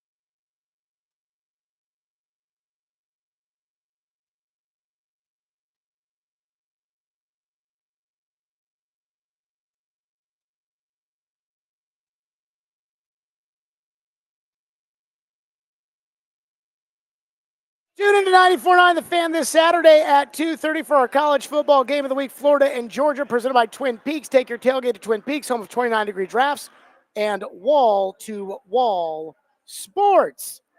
Hal Gill joins us now as we're live at Bridgestone Arena. The Predators getting set to take on the Edmonton Oilers without Connor McDavid. And Hal joins us now on the program. So, Hal, let's start with this. 0-5, 3-0, and then they lose in overtime Monday night at Tampa Bay. Are you happy with where the Preds game is at now after they struggled early on? I'm optimistic. Happy is not the word. I think they have a lot better. They should be a team that could compete and be in every game. They shouldn't go down 2-0 in the last 3 games. You know, that's not what the team should be. But they're on the bright spot. They're finding ways to get back, and they got a point in Tampa. They battled, and you know they're right there. They're on the cusp of something good, but they got to find it. You know, they got to clean it up, and they got to make it for 60 minutes. So I'm optimistic about it. How I talked to Barry Trotz on Tuesday, and we were talking about the power play, and I wasn't really looking to do this, but it came out anyways. I kind of told him what my thoughts on the power play were. And I said to him, I was like, I feel like it's just a click behind. Like, they're getting passes, and then it's like not directly on the tape, and then the guy has to adjust a little bit, or it's like he passes it a split second too late, or a guy's thinking about shooting it instead of just letting it rip. And I feel like once they figure out that last click, then it will be tape to tape, set it up, Stamkos one time. Like, then all of a sudden it will be a very crisp power play. And shockingly, he actually agreed with my assessment of it. My question for you is this. How do they go about, like, when should we expect them to be there on the power play with the experience and the reps that they're getting through game to game?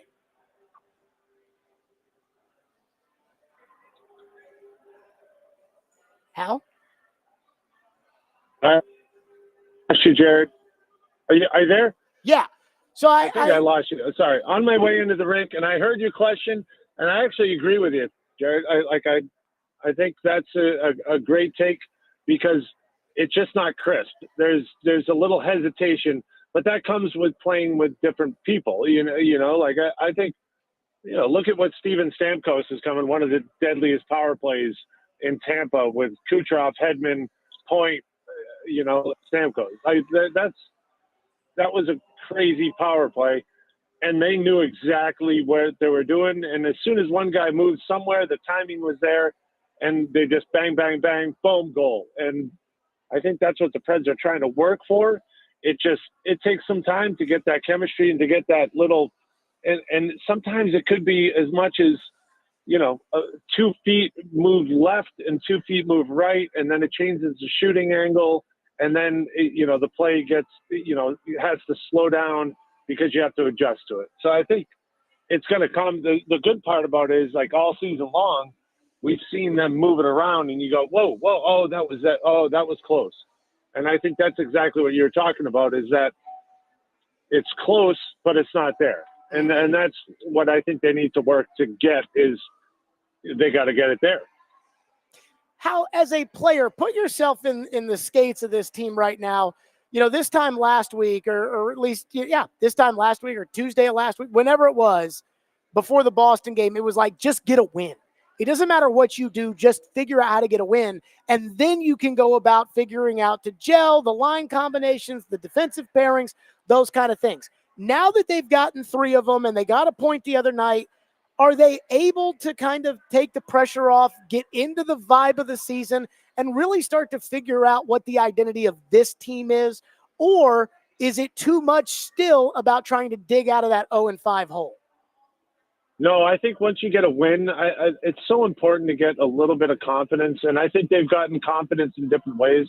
The Bruins game was awesome. That was 60 minutes, start to finish. They played a really solid game, and I think that's what this team could be. They got the shutout, from Juice to the D to the forwards, first line, fourth line, everyone was clicking. That's not going to happen every night. And it's, you try to bottle it and keep it going. but it's just not a reality. It's not going to happen. So then they go back, they go down 2-0, and they battle back and win. And they show their, they can overcome obstacles, and a bad penalty here or a bad break there, and they battle back and they can fight through it, and they get confidence from that. And I think once you get that confidence, I think you can find ways to win. And it's not always going to be easy. The NHL is miserably hard to win on a consistent basis. But I think the confidence from just getting a win makes a huge difference. And then winning in different ways is also, there's going to be games you're going to win 6-5 and it's 2 points and it's great. There's other games you're going to win that are 1-0. And you need to be confident in both of those situations. And there's so many other situations that go with it. So I just think they're past that 0-5. I think they're moving on to this is what it is, and this is the hand we're dealt, and this is why we're going to win. Hal Gill with us on the program. Hal, you brought up the down 2-0 starts the last 3 games. What's the deal with that, and how do they play the way that they played in the second and third periods in the last week? How do they play that way from the jump? I don't understand it, and I've been on teams that have been awesome at starts and teams that have been awful, and the coaches. I think it drives coaches crazy because you go, okay, I've had coaches that in practice they'd just be like the hardest drill right at the beginning of practice because we need to be ready. We need to train ourselves to be ready to go right at the beginning of practice. And then I've had other coaches that, like, hey, take something away from you and treat you like children until they beat it in your head that you better be ready to go from the start. And it's the mind game that you play. And I, for whatever reason it is, it's not an X's and O's. It's a what is it? What do they say, Jared? You use it all. The Johnnies and Joes. Like, well, I don't say that, but it's about the Jimmies and the Joes and not the X's and the O's. Yeah. I know you would never say anything like that, but they got to go out and battle and compete, and it's on them. And I think the bottom line is you have a veteran locker room that realizes, hey, this isn't good enough. I don't think that's going to last for long. I think they're going to figure that out. Hal Gill with us. Hal, you've played against some really, really, really good players in your career. You've also played with some of those guys. Connor McDavid not playing tonight for Edmonton. Do you think, maybe I'm just a skeptic, and I think that you would probably agree with that on the surface of itself. But there's a part of me that worries that with McDavid being out, that these guys are going to look at it like, oh, McDavid's not in there. And then all of a sudden, Draisaitl and Hyman make a night of it. Is there, as a player, when this kind of player is not in the game, is there something where you got to tell yourself, like, hey, the other dudes on the team are still good too? Yeah, absolutely. I've been on teams where, Sidney Crosby's out of the lineup and you're on his team. And, I've won the Penguins and I've seen teams come in and think, well, like, hey, this is going to be an easy night. And then, Malkin steps up and another guy steps up. And don't forget, they just lost a big part of their team and a lot of their scoring. So what is everyone on the Edmonton Oilers thinking tonight? This is my chance. There's going to be a new guy on the power play. There's going to be a new guy bumped up to the second power play. So they're all fired up. That's their chance to prove themselves. They're not playing second fiddle anymore. And so they're going to be fired up. And I think I've been on the other side where, okay, they lost a guy. This might be easy.